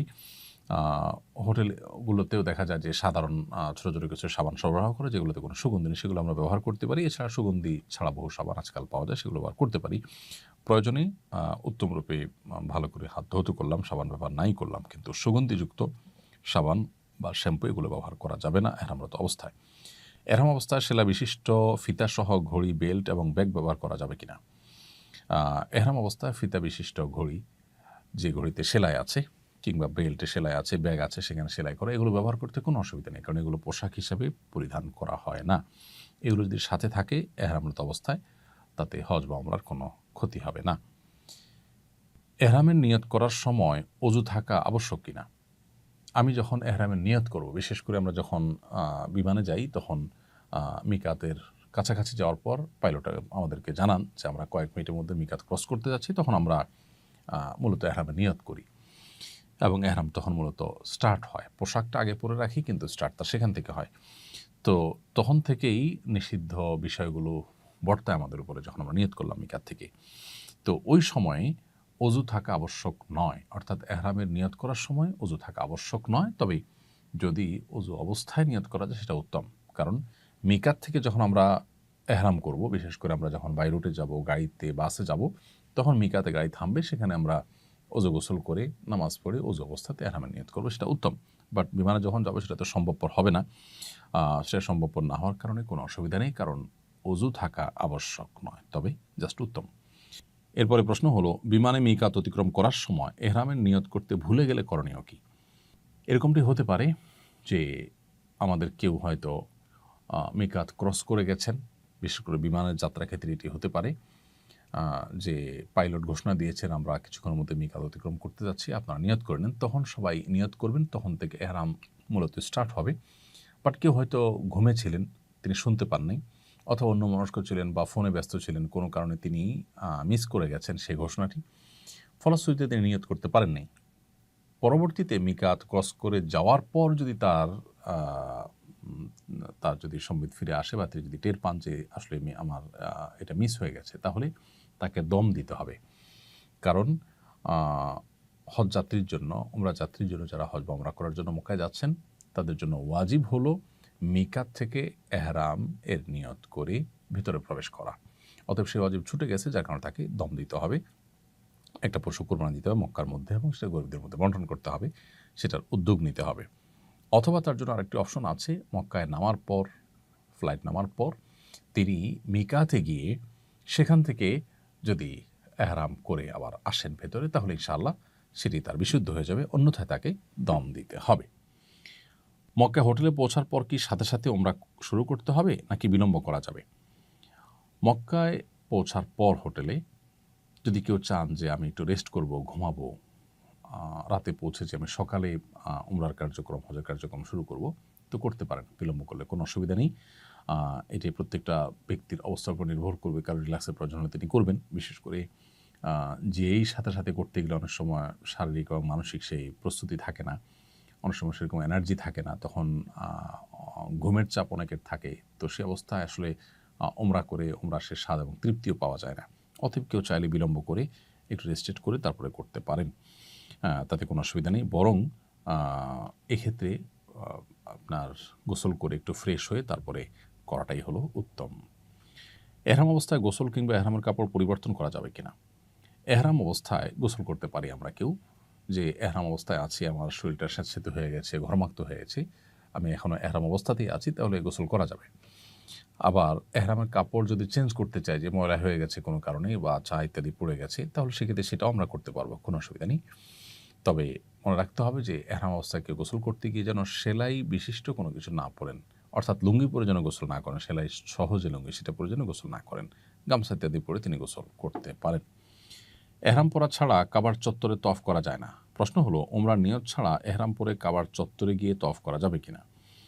সাধারণত সৌদি আরবের অথরিটি, সেখানকার পুলিশ যারা দায়িত্বে নিয়োজিত থাকেন, তারা বাইতুল্লাহর যে চত্বর, কাবার যে চত্বর, সেই চত্বরে হাউজে এহরামের পোশাক ছাড়া ঢুকতে দেন না। অর্থাৎ কেউ ওমরার জন্য গিয়েছেন, তিনি একবার ঢুকতে পারছেন, কেউ হজের জন্য গেছেন, তিনি এহরামরত অবস্থায় প্রথমে একবার এবং ঈদের দিন আবার তফের জন্য তিনি সুযোগ পাচ্ছেন। আর মাঝের সময়গুলো নফল তফ, দোতলা তিনতলাদি করতে হয়, হাউজে তারা নামতে দেন না। এটা এই জন্য যাতে করে ভিড়ে কোনো মানুষের মৃত্যু না হয়, দুর্ঘটনা না ঘটে। এখন কেউ মক্কায় আছেন, তার ওমরার কাজ শেষ হয়ে গেছে, হোটেল অবস্থান করছেন, সাদা কাপড় পরে এহরাম পরে তিনি তফ করতে গেলেন, তিনি আসলে ওমরাকারী নন। জাস্ট নিচে নামার ক্ষেত্রে পুলিশ যেহেতু এহরামের কাপড় দেখে নামতে দিবে, সেজন্য তিনি এটা পরে, এটা জায়েজ হবে কিনা? উত্তর হলো এটা অনুচিত হবে, কারণ এটা এক ধরনের অসততা, এটা এক ধরনের প্রতারণা। কারণ হলো, আপনার এই পোশাক দিয়ে আপনি বার্তা দিচ্ছেন আমি এহরামকারী, মূলত আপনি এহরামকারী নন। তো এই যে একটু ছলচাতুরি, এটা আসলে ইমানদারের সাথে যায় না, সেজন্য এটা অ্যাভয়েড করা উচিত। আমরা দোতলায়, তিনতলায় বা ছাদ দিয়ে আমরা তওয়াফ করার চেষ্টা করব। আর এহরামরত অবস্থাতে বিশেষ করে হজযাত্রীরা ঈদের দিন থেকে নিয়ে এরপরে বেশ অনেক দিন পর্যন্ত হাউজে যে কোনো পোশাকে নামার সুযোগ থাকে, বিধায় সেই সুযোগটাকে আমরা গ্রহণ করবো ইনশাআল্লাহ। এহরাম অবস্থায় দাড়ি খিলাল করলে যদি দাড়ি ছিঁড়ে আসে তাহলে এহরামের ক্ষতি হবে কিনা? দাড়ি খিলাল করতে গিয়ে একটা দাড়ি খসে গেল, অথবা মাথার চুল এটা আপনি চুলকাতে গিয়ে পড়ে গেল, তো ইচ্ছার বাইরে যদি এরকম হয়ে যায় কোনো অসুবিধা নেই। তবে এক্ষেত্রেও যদি 2টা বা 3টা চুল ছিঁড়ে যায়, তবে ওলামা একরাম, ফুকাহা একরাম অনেকে ফিদিয়া ওয়াজিব হওয়ার কথা বলেছেন। অল্প ছিঁড়ে গেলে কিছু দান করার কথা ফুকাহা হানাফ বলেন যে কারোর যদি 2টা জীবন্ত চুল ছিঁড়ে যায় তাহলে সে কিছু দিতে হবে না, কিন্তু 3টা যদি ছিঁড়ে যায় তাহলে সেক্ষেত্রে তার এক মুষ্টি গম বা এর মূল্য সাদকা করার কথা ফুকাহা হানাফ বলেন। আর হাম্বলি ফকিগণ তারা বলেন যে জীবন্ত চুল 3টা যদি ছিঁড়ে যায় তাহলে ফিদিয়া ওয়াজিব হবে। ফিদিয়া হলো 6টা রোজা রাখা, কিংবা 3টা রোজা রাখা, কিংবা 6 জন মিসকিনকে খাদ্য দেওয়া, কিংবা একটা পশু কোরবানি করা, জবাই করে মিসকিনদেরকে খাওয়ানো মক্কাতে। তো এই 3টার কোনো একটা করা, এটা আবশ্যক হয়ে যায়। 3টা চুল ছিঁড়ে, এটা হাম্বলি ফকিদের মতে। তবে ইচ্ছার বাইরে 1টা 2টা চুল ছিঁড়ে পড়ে গেছে আপনার অজান্তে, বা আপনি ইচ্ছাকৃত করেননি, তাতে অসুবিধা নেই। এই জন্যই এহরাম অবস্থাতে যথাসম্ভব মাথার চুল না আঁচড়ানো উচিত, বিশেষ করে যাদের চুল আঁচড়ালে চুল পড়বে এটা তারা নিশ্চিত জানেন। সেজন্য হাত দিয়ে তারা চুল যতটুকু সোজা করা দরকার হয় সেটা করবেন। এরপরে প্রশ্ন হলো, এহরাম অবস্থায় তওয়াফের সময় সানগ্লাস পরা যাবে কিনা? উত্তর হলো সানগ্লাস পরা যাবে, কারণ এহরাম অবস্থায় নিষিদ্ধ কাজগুলোর মধ্যে সানগ্লাস পরা যাবে না এমন কোনো কথা নেই, বিধায় সানগ্লাস পরতে পারবেন। এহরাম অবস্থায় মাস্ক পরা যাবে কিনা? এহরাম অবস্থায় যেহেতু মুখমণ্ডল ঢাকা নিষেধ, অতএব মাস্ক পরা যাবে না। যদি কেউ মাস্ক পরতে বাধ্য হন, শারীরিক অসুস্থতার কারণে মাস্ক পরা ছাড়া তিনি অসুস্থ হয়ে যান, এরকম যদি কারোর অবস্থা তৈরি হয়, তাহলে সেক্ষেত্রে তিনি মাস্ক পরতে পারবেন, কিন্তু মাস্ক পরার কারণে তাকে ফিদিয়া দিতে হবে। ফিদিয়া কি? ফিদিয়া হলো হয় 3টি রোজা রাখবেন, আর না হলে 6 জন মিসকিনকে খাদ্য দিবেন 2 বেলার, আর না হলে তিনি একটি পশু কোরবানি করে মক্কায় মিসকিনদের মধ্যে বিতরণ করবেন বা তার ব্যবস্থা করবেন, ফিদিয়া দিবেন, দম দিবেন। এই 3টার কোনোটা করলে ইনশাআল্লাহ বিদিনিল্লাহ সেটি তার জন্য বৈধ হয়ে যাবে, যদি কেউ নিরূপ অবস্থায় এটি করতে হয়। এহরাম অবস্থায় কোন ধরনের জুতা পরিধান করা যাবে?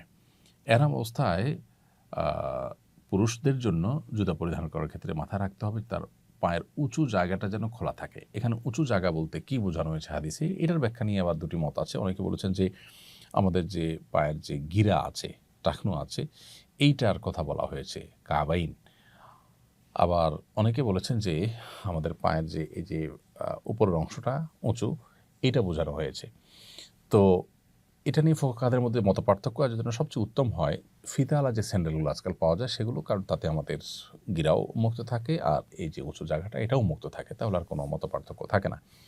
ফুকাহে হানাফের মতে, হানাফি মাযহাবের ওলামাদের মতে উঁচু জায়গা বলতে এই পায়ের উপরের যে অংশটা এটাকে বোঝানো হয়েছে, এটা যেন খোলা থাকে। আর অন্যান্য ফকিদের অনেকে, হাম্বলি ফকিগণ, তারা বলেছেন যে 2টা গিরা যে আছে এই গিরা কাবাইন, সেটার কথা বোঝানো হয়েছে, বিধায় সেটা যদি ওপেন থাকে তাহলে সাধারণ যে কোনো স্যান্ডেল বা জুতা পরা যেতে পারে। কেটস জাতীয় কিছু পরা যাবে না, যেহেতু তাতে উঁচা অংশটা ঢেকে যায়। তো সতর্কতামূলক মত অবলম্বন করে আমরা ফুকাহা হানাফের মতের উপরে আমল করলে 2টা ফিতাওয়ালা যে স্যান্ডেলগুলো আছে সে জাতীয় কোনো স্যান্ডেল আমরা ব্যবহার করব, যাতে করে উপরের অংশটা পরিপূর্ণ ঢেকে না যায়, উঁচু অংশটা পুরোপুরি ঢেকে না যায়। অথবা এমন কোনো জুতা পরলাম যে আঙ্গুল ঢাকলো কিন্তু উপরের অংশটা খোলা থাকলো, সেটাও জায়েজ হবে। এরপর প্রশ্ন হলো, এহরামরত অবস্থায় অসুস্থ ব্যক্তি ক্যাটস, মোজা বা প্যাম্পার্স ইত্যাদি পড়তে পারবে কিনা? বয়স্ক কোনো মানুষ, তার হয়তো অনেক বেশি ঘন ঘন পেশাব পায়খানা হয়ে যায় এবং নিজের অজান্তে হয়ে যায়, নিয়ন্ত্রণ করতে পারে না, তার জন্য প্যাম্পার্স পরানো হলো তাকে, অথবা কারোর কেটস বা মোজা পরা ছাড়া তিনি চলতে পারেন না, এই অবস্থাতে তিনি যদি এই সমস্ত কেটস বা মোজা পড়তে হয়, তাহলে সেক্ষেত্রে এগুলো জায়েজ হবে নিরুপায় ব্যক্তির জন্য। অসুস্থ ব্যক্তির জন্য এটি জায়েজ হবে পুরুষদের ক্ষেত্রে, এবং এর জন্য তাকে ফিদিয়া দিতে হবে। ফিদিয়া যেটি বলছিলাম যে 3টা রোজা, কিংবা 6 জন মিসকিনকে 2 বেলা খাবার দেওয়া, কিংবা একটা পশু জবে করা মক্কাতে, করে সেটার গোশত গরিব দুঃখীদেরকে দান করে দেওয়া বা সেটার জন্য ব্যবস্থা করা কোনো অথরিটির মাধ্যমে, এটুকু করলে ইনশাআল্লাহ তার জন্য এটি জায়েজ হবে। আর যদি মেয়েরা এটা করেন তাহলে তো তাদের জন্য কোনো শর্ত ছাড়াই এটি জায়েজ, কারণ মেয়েরা যে কোনো জুতা পরিধান করতে পারেন এবং পায়ের মোজা তারা পরবেন সেটাই বরং নির্দেশিত, অতএব সেটা তারা করতে পারেন। এবং বিহীন পোশাক পরা যেহেতু তাদের জন্য বাধ্যতামূলক নয়, অতএব তারা এ জাতীয় কোনো কিছু পরতে কোনো সমস্যা নেই। পুরুষের সেলাইবিহীন পোশাক পরিধান করার কারণ জানতে চাই। এহরামরত অবস্থায় পুরুষরা কেন সেলাবিহীন পোশাক পরতে হবে? আল্লাহ তাআলা একমাত্র ভালো জানেন। আল্লাহ কখন, কোন আদেশ, কোন নিষেধ, কী কারণে দেন, সেটার হিকমত এবং রহস্য একমাত্র আল্লাহ তাআলা জানেন। আমরা আসলে এর কারণ বলতে পারব না। আমরা শুধুমাত্র আমান্না সাল্লাম না, আল্লাহ তাআলা আমাদেরকে নির্দেশ করেছেন, তাই আমরা সেটিকে আমল করছি। এ হলো আমাদের বিষয়। এর বাইরে সেলাবিহীন পোশাক পরার পেছনে হিকমা বা রহস্য হিসেবে ওলামায়ে কেরাম অনেক রহস্যের কথা বলেন যে এহরামরত অবস্থায় এটা কেন পড়তে হবে। তার মধ্যে একটা হিকমা বা রহস্য হলো যে মূলত হজের এই আনুষ্ঠানিকতা বা কার্যক্রমগুলো সম্পন্ন করার সময় মানুষ যেন তার সরলতা এবং স্বাভাবিকভাবে সরলভাবে নিজেকে উপস্থাপন করে আল্লাহর সামনে, পরিপূর্ণ বান্দিগির যেন দাসত্বের যেন প্রকাশ হয়। তো এই সরলতা এবং আল্লাহ তাআলার কাছে নিজেকে দীনহীন অবস্থায় পেশ করার জন্য মূলত সেলাবিহীন পোশাক পরার কথা বলা হয়েছে। এখন প্রশ্ন হলো মেয়েদের জন্য এটা প্রযোজ্য নয় কেন? উত্তর হলো যে মেয়েদের জন্য এটা আসলে কঠিন। কারণ তাদের পর্দা, তাদের প্রাইভেসি এটা পুরুষদের মতো নয়, একটু ভিন্নতর, যার কারণে তারা স্বাভাবিক সেলাই করা পোশাক পরিধান করবেন। মহিলারা এহরাম অবস্থায় হাত বা পায়ের মোজা পরিধান করতে পারবে কি না? এর উত্তর হলো পায়ের মোজা মহিলারা এহরামরত অবস্থায় সর্বসম্মতিক্রমে পরবেন বা পরতে পারবেন। আর হাতের মোজা সম্পর্কে ইমাম আবু হানিফা রাহিমাহুল্লাহর মাযহাবের কওল অনুযায়ী এটি পরা যাবে, মেয়েরা পরতে পারবেন। তবে অন্যান্য উলামায়ে কেরাম এটি নিষেধ করেন, অর্থাৎ মেয়েরা হাত মোজা পরবেন না এহরামরত অবস্থায়। হানাফি মাযহাবের উলামায়ে কেরাম যে পড়তে পারবেন বলেন, তার সপক্ষে অনেক তাবেঈদের থেকে বর্ণিত হাদিস রয়েছে, সেগুলোকে দলিল হিসাবে উল্লেখ করে তারা বলেন যে মেয়েরা হাত মোজা পরিধান করতে পারবেন। আর যদি কেউ হাত মোজা নাও পরেন এবং লম্বা কোনো ওড়নার মধ্যে পরপুরুষের সামনে যখন যাবেন তখন হাতকে ঢেকে নেন, তাহলে সেটাও তার জন্য যথেষ্ট হয়ে যাবে ইনশাআল্লাহ তাআলা। তাহলে পা মোজা সর্বসম্মতিক্রমে পরবেন বা পরতে পারবেন। আর হাত মোজা পরা নিয়ে ইখতিলাফ আছে। ওলামায়ে আহনাফ বা হানাফি মাযহাবের ওলামাদের মতে পড়তে পারবে। অন্যান্য ওলামায়ে কেরাম অবশ্য বা জমহুর বা সংখ্যাগরিষ্ঠ ওলামায়ে কেরাম অবশ্য মেয়েদেরকে এহরামরত অবস্থায় হাত মোজা পরতে নিষেধ করেন। এরপরে প্রশ্ন হলো, এহরামরত অবস্থায় গোসল ফরজ হলে কি এহরাম বাতিল হয়ে যাবে? এহরামরত অবস্থায় গোসল ফরজ হলে এহরাম বাতিল হবে না। হতে পারে আপনি মিনাতে, মুজদালিফাতে কিংবা আরাফায় অবস্থানকালীন সময় স্বপ্নদোষ হয়েছে। তো এরকম পরিস্থিতিতে গোসল ফরজ হবে, গোসল করতে হবে এবং কাপড়ে নাপাক লেগে থাকলে সেটি ধুয়ে ফেলতে হবে বা এহরামের কাপড় পরিবর্তন করতে হবে। কিন্তু এর কারণে এহরাম বাতিল হবে না। অবশ্য স্ত্রী সহবাস করলে ভিন্ন কথা। যদি স্ত্রী সহবাস কেউ আরাফায় অবস্থানের আগে করেন, তাহলে তার সে হজ বাতিলই হয়ে যাবে, নতুন করে সে হজ কাজা করতে হবে। আর যদি পরে করেন তাহলে সেক্ষেত্রে তারপরে ফিদিয়া বা দম অবস্থাভেদে বর্তাবে, তারপরে তার হজ বিশুদ্ধ হয়ে যাবে। অতএব স্বপ্নদোষ ইত্যাদির কারণে, অর্থাৎ স্ত্রী সহবাস ছাড়া অন্য কোনো কারণে যদি গোসল ফরজ হয়, তাহলে সেক্ষেত্রে সেই ফরজ গোসল হওয়ার কারণে এহরাম বাতিল হবে না। এহরামরত অবস্থায় সুগন্ধিযুক্ত ডিটারজেন্ট দিয়ে কাপড় পরিষ্কার করা যাবে কিনা? উত্তর হলো না। হাজী সাহেব বা হজযাত্রী তিনি এহরামরত অবস্থাতে সুগন্ধিযুক্ত ডিটারজেন্ট দিয়ে কাপড় চোপড় পরিষ্কার করবেন না। কাপড় চোপড় যদি ধোয়ার প্রয়োজনই হয়ে যায় তাহলে শুধুই টেপে ধুয়ে নেবেন, পানিতে ধুয়ে নেবেন। সুগন্ধি ছাড়া কোনো সাবান ইত্যাদি থাকলে সেগুলো যদি ধুতে পারেন, কিন্তু সুগন্ধিযুক্ত ডিটারজেন্ট ব্যবহার করা যাবে না। এহরামরত অবস্থায় অরেঞ্জ বা আপেল খেলে হাত সুগন্ধযুক্ত হয়ে যায়, এতে কি দম দিতে হবে? উত্তর হলো না। আপেল বা অরেঞ্জের যে ন্যাচারাল সুগন্ধি, এটি খেতে গেলে আমাদের হাতে লেগে যায় সুগন্ধি এবং আমরা ঘ্রাণ নাকে আসে আমাদের, এর কারণে কোনো দম দিতে হবে না, কারণ এটা ইচ্ছাকৃত কোনো সুগন্ধির ব্যবহার করা নয়। হ্যাঁ, যদি এমন হয় যে আপনি ইচ্ছাকৃতভাবে আপেল বা আপনার মালটা ইত্যাদির সুগন্ধিকে আপনি নাকে শুঁকেন, টানেন, ঘ্রাণ নেওয়ার চেষ্টা করেন, তাহলে সেটা অবশ্যই আপনার অনুমোদিত হবে না, সেটা জায়েজ হবে না। এহরামে থাকা অবস্থায় মাথায় সরাসরি বসে এমন ছোট ছাতা পরা যাবে কিনা? আজকাল অনেককে দেখা যায় যে এহরামরত অবস্থায় এরকম কিছু ছাতা পরেন যে মাথার উপর যেন রোদ না লাগে, সেগুলো বেল্ট দিয়ে শুধু মাথায় বাঁধা থাকে এবং ছাতাটা উপরে আলগা থাকে কিছুটা।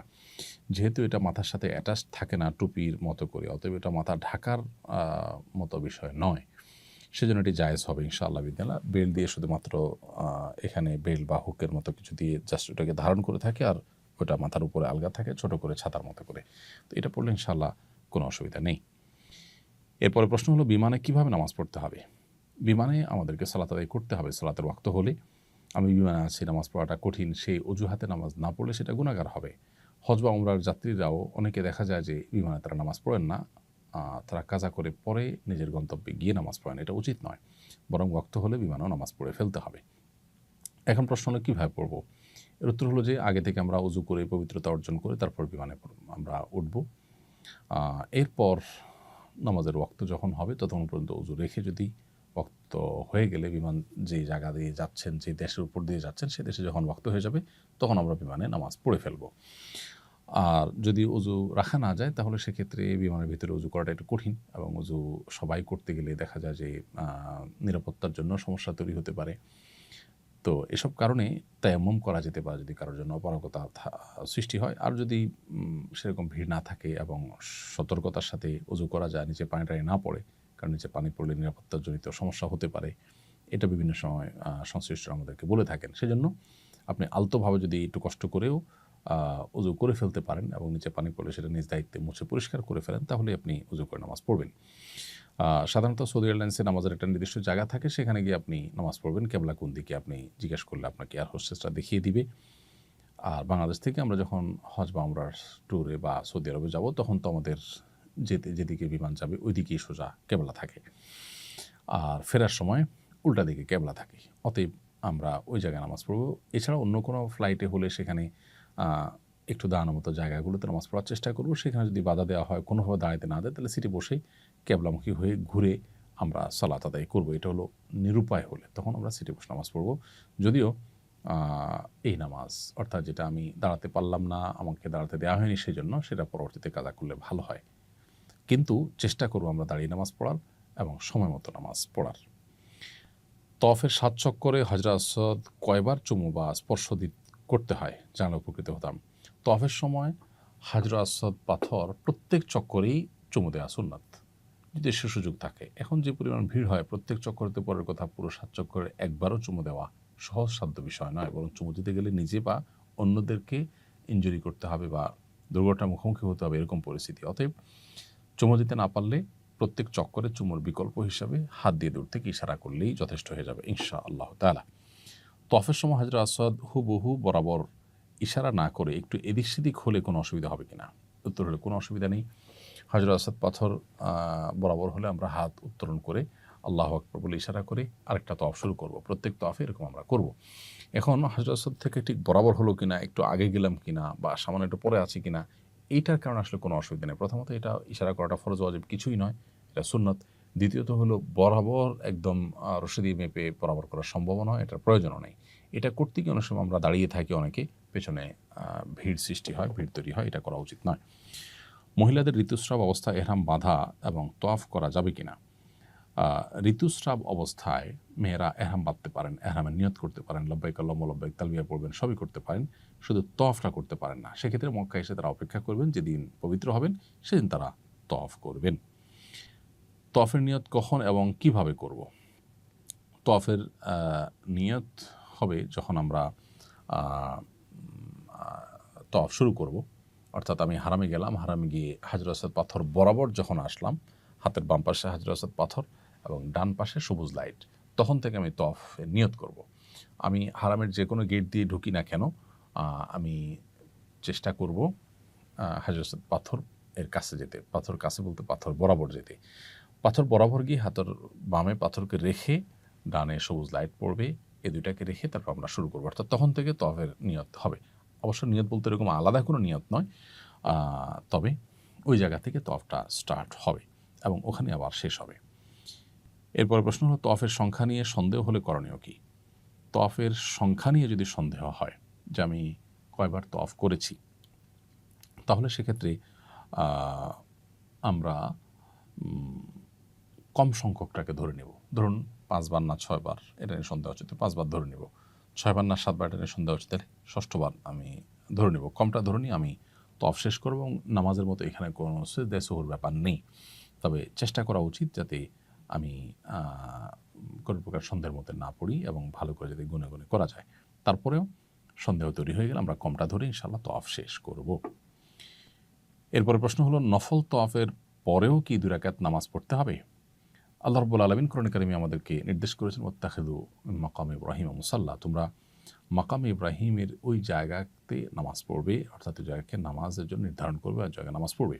এই জন্য মাকাম ইব্রাহিমকে সামনে রেখে তার আশপাশে নামাজ পড়া এটা সুন্নাত। একেবারে বরাবর সামনে রেখে কাছাকাছি নামাজ পড়ার সুযোগ নেই, আজকাল অনেক ভিড় হয়। এই জন্য আমরা একটু দূর থেকেও মাকাম ইব্রাহিমের কে সামনে রেখে 2 রাকাত নামাজ পড়ার চেষ্টা করবো ইনশাআল্লাহ।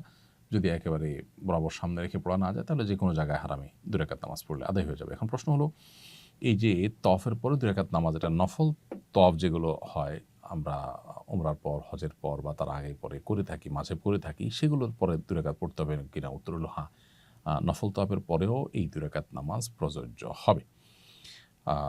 অতএব নফল তওয়াফের পরেও আমরা 2 রাকাত নামাজ পড়তে হবে। 2 রাকাতের প্রথম রাকাতে সূরা ইখলাস, সূরা কাফিরুন, কুল ইয়া আইয়ুহাল কাফিরুন, এবং দ্বিতীয় রাকাতে সূরা ইখলাস বা কুল হুয়াল্লাহু আহাদ, এটা পড়াটা উত্তম। অন্যগুলো পড়লেও আদায় হয়ে যাবে। নফল তওয়াফ 7 চক্করের কম করা যায় কিনা? নফল তওয়াফ 7 চক্করের কম করা যায় কিনা, এটা হলো আমাদের মধ্যে ইখতিলাফ আছে। তবে বেশিরভাগ আমাদের মতই হলো যে নফল তওয়াফও 7 চক্কর করতে হবে, 7 চক্করের কম নয়। এবং এটাই নিরাপদ, যার কারণে আমরা নফল তওয়াফ করলেও সেটা 7 চক্কর পূর্ণ করব ইনশাআল্লাহ তাআলা। তওয়াফের মধ্যে অজু ছুটে গেলে কি পুনরায় তওয়াফ শুরু করতে হবে? তওয়াফের মধ্যে যদি অজু ছুটে যায় তাহলে আপনি অজু করতে পারেন। আজকাল মাতাফেরই এক পাশে পেছনের দিকে আসলে অজু করার জায়গা আছে, নারী পুরুষ আলোর জন্য আলাদা। ওয়াশরুম না থাকলে অজুর ব্যবস্থা আছে, সেখান থেকে অজু করে আমরা যেই অবস্থায় আমার অজু ছুটেছে, যত চক্করের যে জায়গাতে, ঠিক সেখান থেকে আমরা আবার শুরু করব। অর্থাৎ পুনরায় শুরু করা জরুরি নয়। এরপরে প্রশ্ন হলো, তওয়াফের মধ্যে বিরতি দিলে কি তওয়াফ বিশুদ্ধ হবে? তওয়াফের মধ্যে যদি ছোটোখাটো বিরতি হয়, একটু পানি পান করলেন, কোনো কারণে একটু বসতে হলো 1-2 মিনিটের জন্য, অথবা নামাজের ওয়াক্ত হলো, নামাজ পড়ে নিলেন, জামাত দাঁড়ায় যাচ্ছে তখন নামাজ পড়ে নিলেন, তো এরকম ছোটোখাটো বিরতি যদি হয়, অজু ছুটে গেলে অজু করে নিলেন, তাতে অসুবিধা নেই। কিন্তু যদি বিরতিটা অনেক বড় হয়, দীর্ঘ হয়, আপনি তওয়াফ 2টা বা 3টা চক্কর দিয়ে চলে গেলেন হোটেলে, রেস্ট শেষ করে ঘুমায় তারপর আসলেন, তাহলে এইটা বিশুদ্ধ হবে না, বরং সেক্ষেত্রে নতুন করে আপনাকে তওয়াফ শুরু করতে হবে। তওয়াফের প্রত্যেক চক্করের জন্য নির্দিষ্ট কোনো দোয়া আছে কিনা? তওয়াফের প্রত্যেক চক্করের জন্য আলাদা কোনো দোয়া নেই। তবে রুকনে ইয়ামানি থেকে মাকাম পর্যন্ত হাজর আসাদ পাথরের যে কোণা, অর্থাৎ কাবার হাজর আসাদ পাথরটা যে কোণাতে আছে তার আগের যে কোণাটা, এই জায়গার মধ্যবর্তী স্থানে আমরা রব্বানা আতিনা ফিদ দুনিয়া হাসানা ওয়া ফিল আখিরাতি হাসানা ওয়া কিনা আযাবান নার, এই দোয়াটা পড়ব। এটি হাদিস আলাদা করে নির্দেশিত। এর বাইরে বাকি জায়গাতে আমরা যে কোনো দোয়া, কোরআন হাদিসে বর্ণিত দোয়া বা নিজের ভাষায় যে কোনো দোয়া আল্লাহর কাছে নিবেদন করতে পারবো। পাশাপাশি এখানে তাসবিহ, তাহলিল, তেলাওয়াত ইত্যাদি, দুরূদ ইত্যাদি আমরা নিবেদন করতে পারবো। অর্থাৎ বিশেষ দোয়া বলতে শুধুমাত্র হাজর আসাদ পাথর যে কোণা আছে সেটি এবং তার আগের কোণা, অর্থাৎ রুকনি ইয়ামানি যেটাকে বলা হয়, এই 2 কোণার মধ্যবর্তী যে জায়গাটা, এখানে আমরা রব্বানা আতিনা ফিদ দুনিয়া হাসানা ওয়া ফিল আখিরাতি হাসানা ওয়া কিনা আযাবান নার, শুধু এটি নির্ধারিত, এটি পড়তে হবে, আর বাকি সময় ঐচ্ছিক। নারীরা মাহরাম ছাড়া একাকী তওয়াফ করতে পারবে কিনা? উত্তর হলো হ্যাঁ, নারীরা মাহরাম ছাড়া একাকী তওয়াফ করতে পারবেন। কেউ মাহরামের সাথে হজে গেছেন, সফরে গেছেন, মাহরাম হোটেলে আছেন, তিনি একাকী তওয়াফ করলেন, বা মাহরাম হারামে আছেন, বসে আছেন, ভদ্রমহিলা তওয়াফ করছেন, একাকী তিনি করতে পারবেন। কিন্তু তার প্রাইভেসিটা গুরুত্বপূর্ণ। তার জন্য যদি রিস্কি হয়, পর্দার খেলাফ হয়, সেখানে অসাধু অসৎ মানুষজনও অনেকে সেখানে পকেটমারির জন্য যায়, অন্যান্য খারাপ উদ্দেশ্যে কেউ যেয়ে থাকতে পারে। তো এই জন্য নিরাপদ হয়, ভালো হয় নিজের কোনো মাহরামকে সাথে নিয়ে তওয়াফ করা, এবং তিনি তার সিকিউরিটি এবং সেফটির বিষয়টা দেখা এবং তাকে সাহায্য করা। কিন্তু একাকী তওয়াফ করতে চাইলে, বিশেষ করে তিনি যদি সতর্কতার সাথে নিজের মতো করে করতে চান, করতে পারবেন। এরপরে প্রশ্ন হলো, রমল কি? রমল কিভাবে করতে হয়? রমল হলো তওয়াফের প্রথম 3টি চক্কর একটু জোরে জোরে দেওয়া, একটু দৌড়ে দৌড়ে হাঁটার চেষ্টা করা। এটা বর্তায় হলো আমরা যাওয়ার পর তওয়াফে কুদুম যেটাকে বলা হয়, প্রথম তওয়াফ যেটা, অর্থাৎ প্রথম মক্কায় গিয়ে আমরা উমরার জন্য যে তওয়াফটা করছি, ওই তওয়াফের ক্ষেত্রে এটি প্রযোজ্য হয়, অন্য কোনো তওয়াফের ক্ষেত্রে এটি প্রযোজ্য হয় না। রমল হলো একটু জোরে জোরে দৌড়ানো, এবং এটা যদি সম্ভব না হয় ভিড়ের কারণে, তাহলে একটু দূর দিয়া দৌড়ানোর ভান করাও উচিত। আর যদি পুরো জায়গায় না হয়, তো যেখানে একটু গ্যাপ থাকে বা মানুষজনের ভিড় কম থাকে, সেখানে একটু হালকা দৌড়ানোর স্টাইলে হাঁটা, এটাই হলো রমল মূলত। তো এটা করা সুন্নাত, এটা ওয়াজিব না অবশ্য, কোনো কারণে ছুটে গেলে হজ বা উমরার অসুবিধা হবে না, কিন্তু ইচ্ছাকৃত এটা ছাড়া উচিত নয়। পুরো সফরে একবারও হাজর আসাদ পাথর চুমু দিতে না পারলে হজ হবে কিনা? উত্তর হলো যে হাজর আসাদ পাথর চুমু দেওয়া এটা আসলে হজ বা উমরা বিশুদ্ধ হওয়ার জন্য কোনো শর্ত নয়, এটা কোনো ফরজ কাজ নয়। যার কারণে পুরো সফরে যদি একবারও আমরা হাজর আসাদ পাথর চুমা দিতে না পারি তাতে হয়তো আমরা কোনো অসুবিধা নেই, হয়ে যাবে। বরং চুমো দিতে গেলে পাথর মানুষকে ধাক্কা দিতে হবে, কষ্ট দিতে হবে, এরকম পরিস্থিতি থাকলে সেটা না করাই বরং উত্তম। যদি কেউ পুরো সফরের মধ্যে যখন ফ্রি থাকে, যেমন সকাল 7টা, 6:30, 7টার দিকে, অর্থাৎ ফজর নামাজের 1-1.5 ঘন্টা পর, কিংবা রাত আপনার এশার নামাজের 1-1.5 ঘন্টা পর, এই সময়টাতে তুলনামূলক একটু ভিড় কম থাকে। তো এরকম কোনো একটা সময়ে কেউ যদি চুমু দেওয়ার সুযোগ পান, ভিন্ন কথা, ভালো। কিন্তু না যেতে পারলে তার জন্য তার হজ বা ওমরার কোনো অসুবিধা হবে না। হজরে আসওয়াদ পাথর মেয়েদের জন্য চুমু দেওয়ার বিধান কী? তারা সুযোগ পেলে কি চুমু দিতে পারবেন? অবশ্যই মেয়েরাও হজরে আসওয়াদ পাথর চুমু দেওয়ার মতো সুযোগ থাকলে অবশ্যই তারা চুমু দিবেন। নারীদের জন্য এটা পুরুষদের মতোই সুন্নাহ, কিন্তু ওই যে পুরুষদের সাথে ধাক্কাধাক্কি, ভিড়ে অন্যদেরকে কষ্ট দেওয়া, নিজের পর্দা প্রাইভেসি লঙ্ঘন হওয়ার মতো আশঙ্কা যদি থাকে, তাহলে অবশ্যই তারা সেটা অ্যাভয়েড করবেন এবং দূর থেকে ইশারা করে তওয়াফের কাজ শেষ করবেন। ওমর রাদিয়াল্লাহু তাআলা হতে বর্ণিত হাদিসে উল্লেখ আছে, কালো পাথরের কোনো ক্ষমতা নেই। নবীজি চুমু দেওয়াতে তিনিও চুমু দিয়েছেন। তাহলে আবার চুমু দিলে গুনাহ মাফ হয় কীভাবে? দেখুন, এখানে ওমর রাদিয়াল্লাহু তাআলা মূলত বোঝাতে চেয়েছে যে পাথরের বিশেষ কোনো ক্ষমতা নেই যে আমাকে আল্লাহর কাছ থেকে কিছু পাইয়ে দিবে বা আমার কোনো মনের বাসনা পূরণ করবে। এটাকে যেহেতু চুমু দেওয়া সুন্নাহ, অতএব কেউ যেন এটাকেই কোনো ক্ষমতার আধার বা ক্ষমতার কেন্দ্র মনে না করে, সেজন্য তিনি এটি বলেছেন। আর গুনাহ মাফ করার বিষয়টা তো আল্লাহ তাআলা গুনাহ মাফ করেন। এই কাজটা করলে আল্লাহ তাআলা গুনাহ মাফ করেন, অর্থাৎ এটা পাথরের কোনো ক্ষমতা নয়। মূলত পাথরের প্রতি কারোর অতিভক্তি হয়ে এরকম বিশ্বাস বা শিরকপূর্ণ ধারণা যেন না আসে, সেজন্য তিনি এটি বলেছেন। তওয়াফ করার সময় প্রত্যেক চক্করের শুরু থেকে বিসমিল্লাহ আল্লাহু আকবার বলতে হবে এবং তওয়াফ করার শুরুতে কোন দোয়া পড়া সুন্নাত? তওয়াফ করার শুরুতে বিসমিল্লাহ আল্লাহু আকবার বলে আমরা তওয়াফ করব এবং হাজরে আসওয়াদ পাথর বরাবর যখনই প্রত্যেক চক্করে আমরা বিসমিল্লাহ আল্লাহু আকবার বলব। আর প্রথম চক্করে বিসমিল্লাহ আল্লাহু আকবার বলে তওয়াফ যে শুরু করব, এই তওয়াফ শুরু করার পরে আরেকটি বাক্য বলা সুন্নাত, সেটা হলো যে আল্লাহুম্মা ঈমানান বিক ওয়া তাসদীকান বিকিতাবিক ওয়া ওয়াফাআন বিআহদিক ওয়াত্তিবাআন লিসুন্নতি নবিয়্যিক মুহাম্মদ সাল্লাল্লাহু আলাইহি ওয়াসাল্লাম। যার অর্থ হলো, হে আল্লাহ, আমি শুরু করছি আপনার প্রতি ঈমান আনয়ন করে, আপনার কিতাবের প্রতি সত্যায়ন করে এবং আপনার ওয়াদা এবং অঙ্গীকারকে পূর্ণ করে এবং আপনার নবীর অনুসরণ করে, এই কথা বলে আমরা তওয়াফ শুরু করব। এটা মুস্তাহাব। যদি কোনো কারণে কেউ বিসমিল্লাহ আল্লাহু আকবার বলতে ভুলে যান বা এই বাক্যগুলো না পড়েন, দোয়াটা না পড়েন, তাতে কোনো অসুবিধা নেই, কারণ এটা ফরজ ওয়াজিব নয়। এরপরে প্রশ্ন হলো, তওয়াফের আগে কি দুখুল মসজিদ পড়তে হবে? উত্তর হলো যে আমরা প্রথম যখন হারামে যাব এহরামরত অবস্থাতে ওমরা করার জন্য, তখন দুখুল মসজিদ পড়তে হবে না, বরং যে শুরুতে আমরা তওয়াফ শুরু করব, এই তওয়াফটাই হলো দুখুল মসজিদের কায়েম মাকাম বা তার স্থলাভিষিক্ত।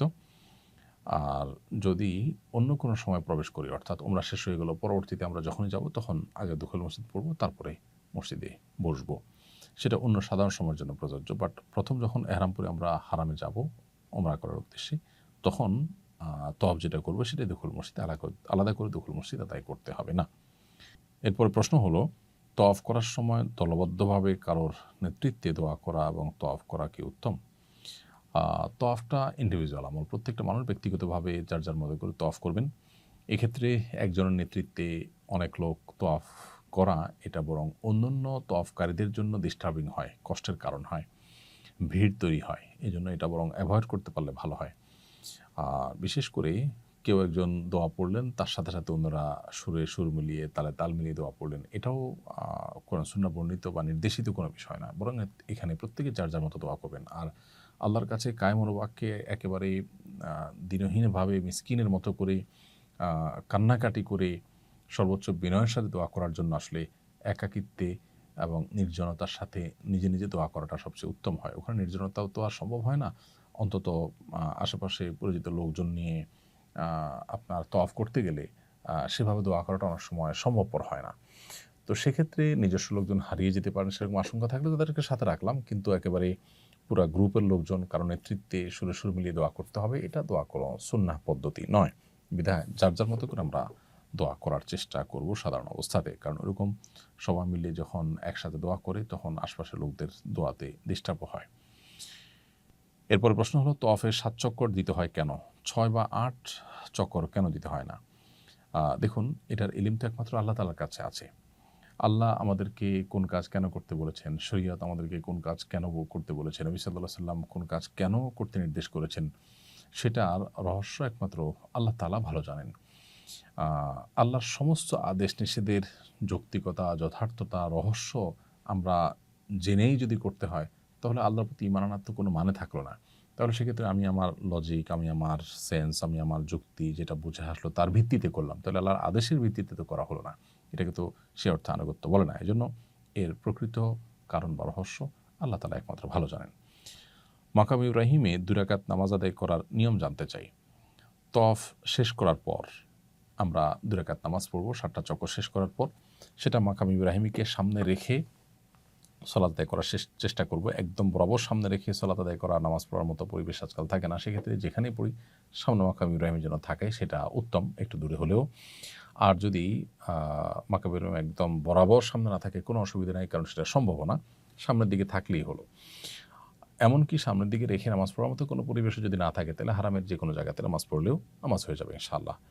এই ২ রাকাত নামাজ, তওয়াফের যে ২ রাকাত নামাজ, তার প্রথম রাকাতে সূরা কুল ইয়া আইয়ুহাল কাফিরুন, দ্বিতীয় রাকাতে সূরা কুল হুয়াল্লাহু আহাদ পড়াটা উত্তম, মুস্তাহাব। কোনো কারণে সেটা যদি মিস হয়ে যায়, ভুলে যাই আমরা, অন্য কোনো সূরা দিয়ে পড়ি, তাতেও কোনো অসুবিধা নেই। কিভাবে কোরবানি করা উত্তম? এজেন্সিতে বা ব্যাংকে জমা দেওয়া নাকি অন্য কোনো উপায়ে? দেখুন, কোরবানির বিষয়টি প্রত্যেকটা মানুষের ব্যক্তিগত ব্যাপার। কোরবানি আপনি কিভাবে করবেন? আমি তো বলি যে সবচেয়ে ভালো হয় মক্কায় যদি আপনার কোনো পরিচিত প্রবাসী লোকজন থাকেন, তাদেরকে দায়িত্ব দিলেন, কোরবানির দিন তারা যে একটা পশু কিনলেন এবং পশু কিনে কোনো স্লটার হাউসে নিয়ে সেটা জবাই করলেন। আপনার পক্ষ থেকে আপনাকে জানা দিলেন যে কোরবানি হয়ে গেছে। গোশতগুলো তিনি তার বাসায় নিয়ে গেলেন, বাজ কাউকে দিলেন, যেটা খুশি করলেন। এটা হলো সবচেয়ে ভালো যদি সেই সুযোগটা থাকে। তো সে সুযোগ নিশ্চয়ই সবার নাই। সেক্ষেত্রে দ্বিতীয় অপশন হলো ব্যাংকে বা সৌদি পোস্ট সহ সৌদি আরবের সরকারি অথরাইজড বিভিন্ন প্রতিষ্ঠানে কোরবানি করা যায়। তাদের কাছ থেকে কুপন নিয়ে আইলেন। একেক সময় একেক রকম রেট থাকে, ৬০০-৭০০ রিয়াল। তো যে টাকাই হোক সে টাকা দিয়ে আপনি কুপন নিয়ে আইলেন, মানে হলো তারা আপনার পক্ষ থেকে ঈদের দিন কোরবানি করে দিবেন। এটা তারা দায়িত্বপ্রাপ্ত এবং সরকারিভাবে তাদেরকে মনিটরিং করা হয়। তারা কুপনের এগেইনস্টে কোরবানি করে দিবেন এবং এখানে কোনো তসরুফ হওয়ার কোনো ভয় নেই। নিশ্চিন্তে আপনি সেখানে কোরবানির জন্য টাকা দিতে পারেন এবং কুপন তাদের কাছ থেকে কিনে নিতে পারেন। তৃতীয় উপায় হলো যে আপনার খুবই বিশ্বস্ত জানাশোনা লোকজন, যে লোক আপনার সাথে ফ্রড প্রতারণা করবে না, শতভাগ নিশ্চিন্ত, যিনি নিজের হাতে আপনার কোরবানি করবেন, সেক্ষেত্রে গ্রুপের সবার পক্ষ থেকে বাজারে গিয়ে কোরবানির পশু কিনে তিনি জবে করলেন। এটাও করা যেতে পারে। কিন্তু এই তৃতীয়টা খুবই রিস্কি।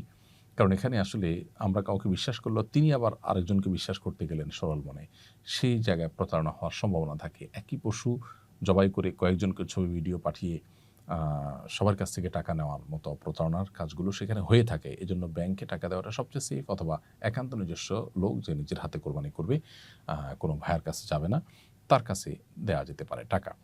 এক্ষেত্রে ফোকায়ে আহনাফের মতে যেহেতু ঈদের দিন কোরবানি করার আগে মাথা মুন্ডন করা যাবে না, এই সিরিয়াল মেইনটেইন করা ওয়াজিব যেহেতু আহনাফ ওলামা ইকরামের মতে, অতএব সেই ক্ষেত্রে ব্যাংকে টাকা দিলে আবার ব্যাংক ঠিক কখন আপনার কোরবানি করবে সেটা আপনি জানেন না। এটা একটু জটিলতা তৈরি হয়। এই ক্ষেত্রে অবশ্য সৌদি আরব ওলামা ইকরামের বক্তব্য হলো যে আপনি ব্যাংকে দায়িত্ব দিয়েছেন, আপনি দায়মুক্ত হয়ে গেছেন। সো আপনার কোরবানি কখন করছে না করছে আপনার দেখার দরকার নেই। আপনি মাথা মুন্ডন করে ফেলেন।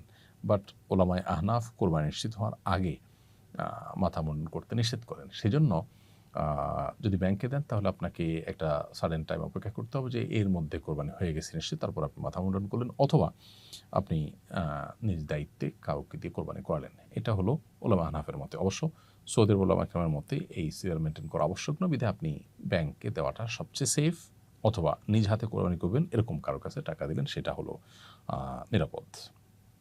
সাফা মারওয়া সাই করার নিয়ম কি? তওয়াফ শেষ করার পর আমরা সাফা পাহাড়ের দিকে যাব। সাফা পাহাড়ের কাছে যেয়ে আমরা আয়াত পড়ব, ইন্না সাফা ওয়াল মারওয়াতা মিন শাআইরিল্লাহ। এরপর সাফা মারওয়ার আলোচনা করতে গিয়ে আল্লাহ তাআলা সাফার নাম আগে উল্লেখ করেছেন, সেজন্য সাফা থেকে যে আমি সাই শুরু করছি সে কথা মুখে বলবো, আবদাউ বিমা বাদা আল্লাহু বিহ। অর্থাৎ আল্লাহ যে সাফার নাম আগে নিয়েছেন সেটাকে দিয়ে আমরা সাইর কাজ শুরু করছি, সেটাকে আগে সাই করছি। এরপর আল্লাহু আকবার বলে পাহাড়ে উঠে আমরা লা ইলাহা ইল্লাল্লাহু ওয়াহদাহু লা শারীকা লাহু লাহুল মুলকু ওয়া লাহুল হামদ ইউহয়ি ওয়া ইউমীত ওয়া হুয়া আলা কুল্লি শাইইন কাদির পড়ব। এরপর পড়ব লা ইলাহা ইল্লাল্লাহু ওয়াহদাহু আনজাযা ওয়া'দাহু ওয়া নাসারা 'আবদাহু ওয়া হাযামাল আহজাবা ওয়াহদাহু। এটা পড়ব। এরপর কেবলামুখী হয়ে কাবা যদি দেখা যায় কাবার দিকে ফিরে, আর দেখা না গেলে সেদিকে ফিরে দুই হাত তুলে আল্লাহর কাছে মন ভরে যে কোনো দোয়া আল্লাহর কাছে নিবেদন করবো। এটা দোয়া কবুলের জায়গা। কিছুক্ষণ দোয়া করার পর আবার আমরা পড়বো লা ইলাহা ইল্লাল্লাহু ওয়াহদাহু লা শারীকা লাহু লাহুল মুলকু ওয়া লাহুল হামদু ইউহয়ি ওয়া ইয়ুমীতু ওয়া হুয়া আলা কুল্লি শাইইন কাদির লা ইলাহা ইল্লাল্লাহু ওয়াহদাহু আনজাযা ওয়া'দাহু ওয়া নাসারা আবদাহু ওয়া হাযামা আল-আহজাবা ওয়াহদাহু। এরপর আবার দোয়া করব। কিছুক্ষণ দোয়া করার পর আবার ওই উদ্যানটা বাক্য আবার পড়ব। এরপর আবার আল্লাহর কাছে দোয়া করব। এইভাবে দোয়া করে তারপর আমরা মারওয়া পাহাড়ের দিকে যাব। মারওয়া পাহাড়ে যাওয়ার পর সেখানে উঠে আবার এই লা ইলাহা ইল্লাল্লাহু ওয়াহদাহু লা শারীকা লাহু লাহুল মুলকু ওয়া লাহুল হামদু ওয়া হুয়া আলা ইউহয়ি ওয়া ইয়ুমীতু ওয়া হুয়া আলা কুল্লি শাইইন কাদির লা ইলাহা ইল্লাল্লাহু ওয়াহদাহু আনজাযা ওয়া'দাহু ওয়া নাসারা আবদাহু ওয়া হাযামা আল-আহজাবা ওয়াহদাহু।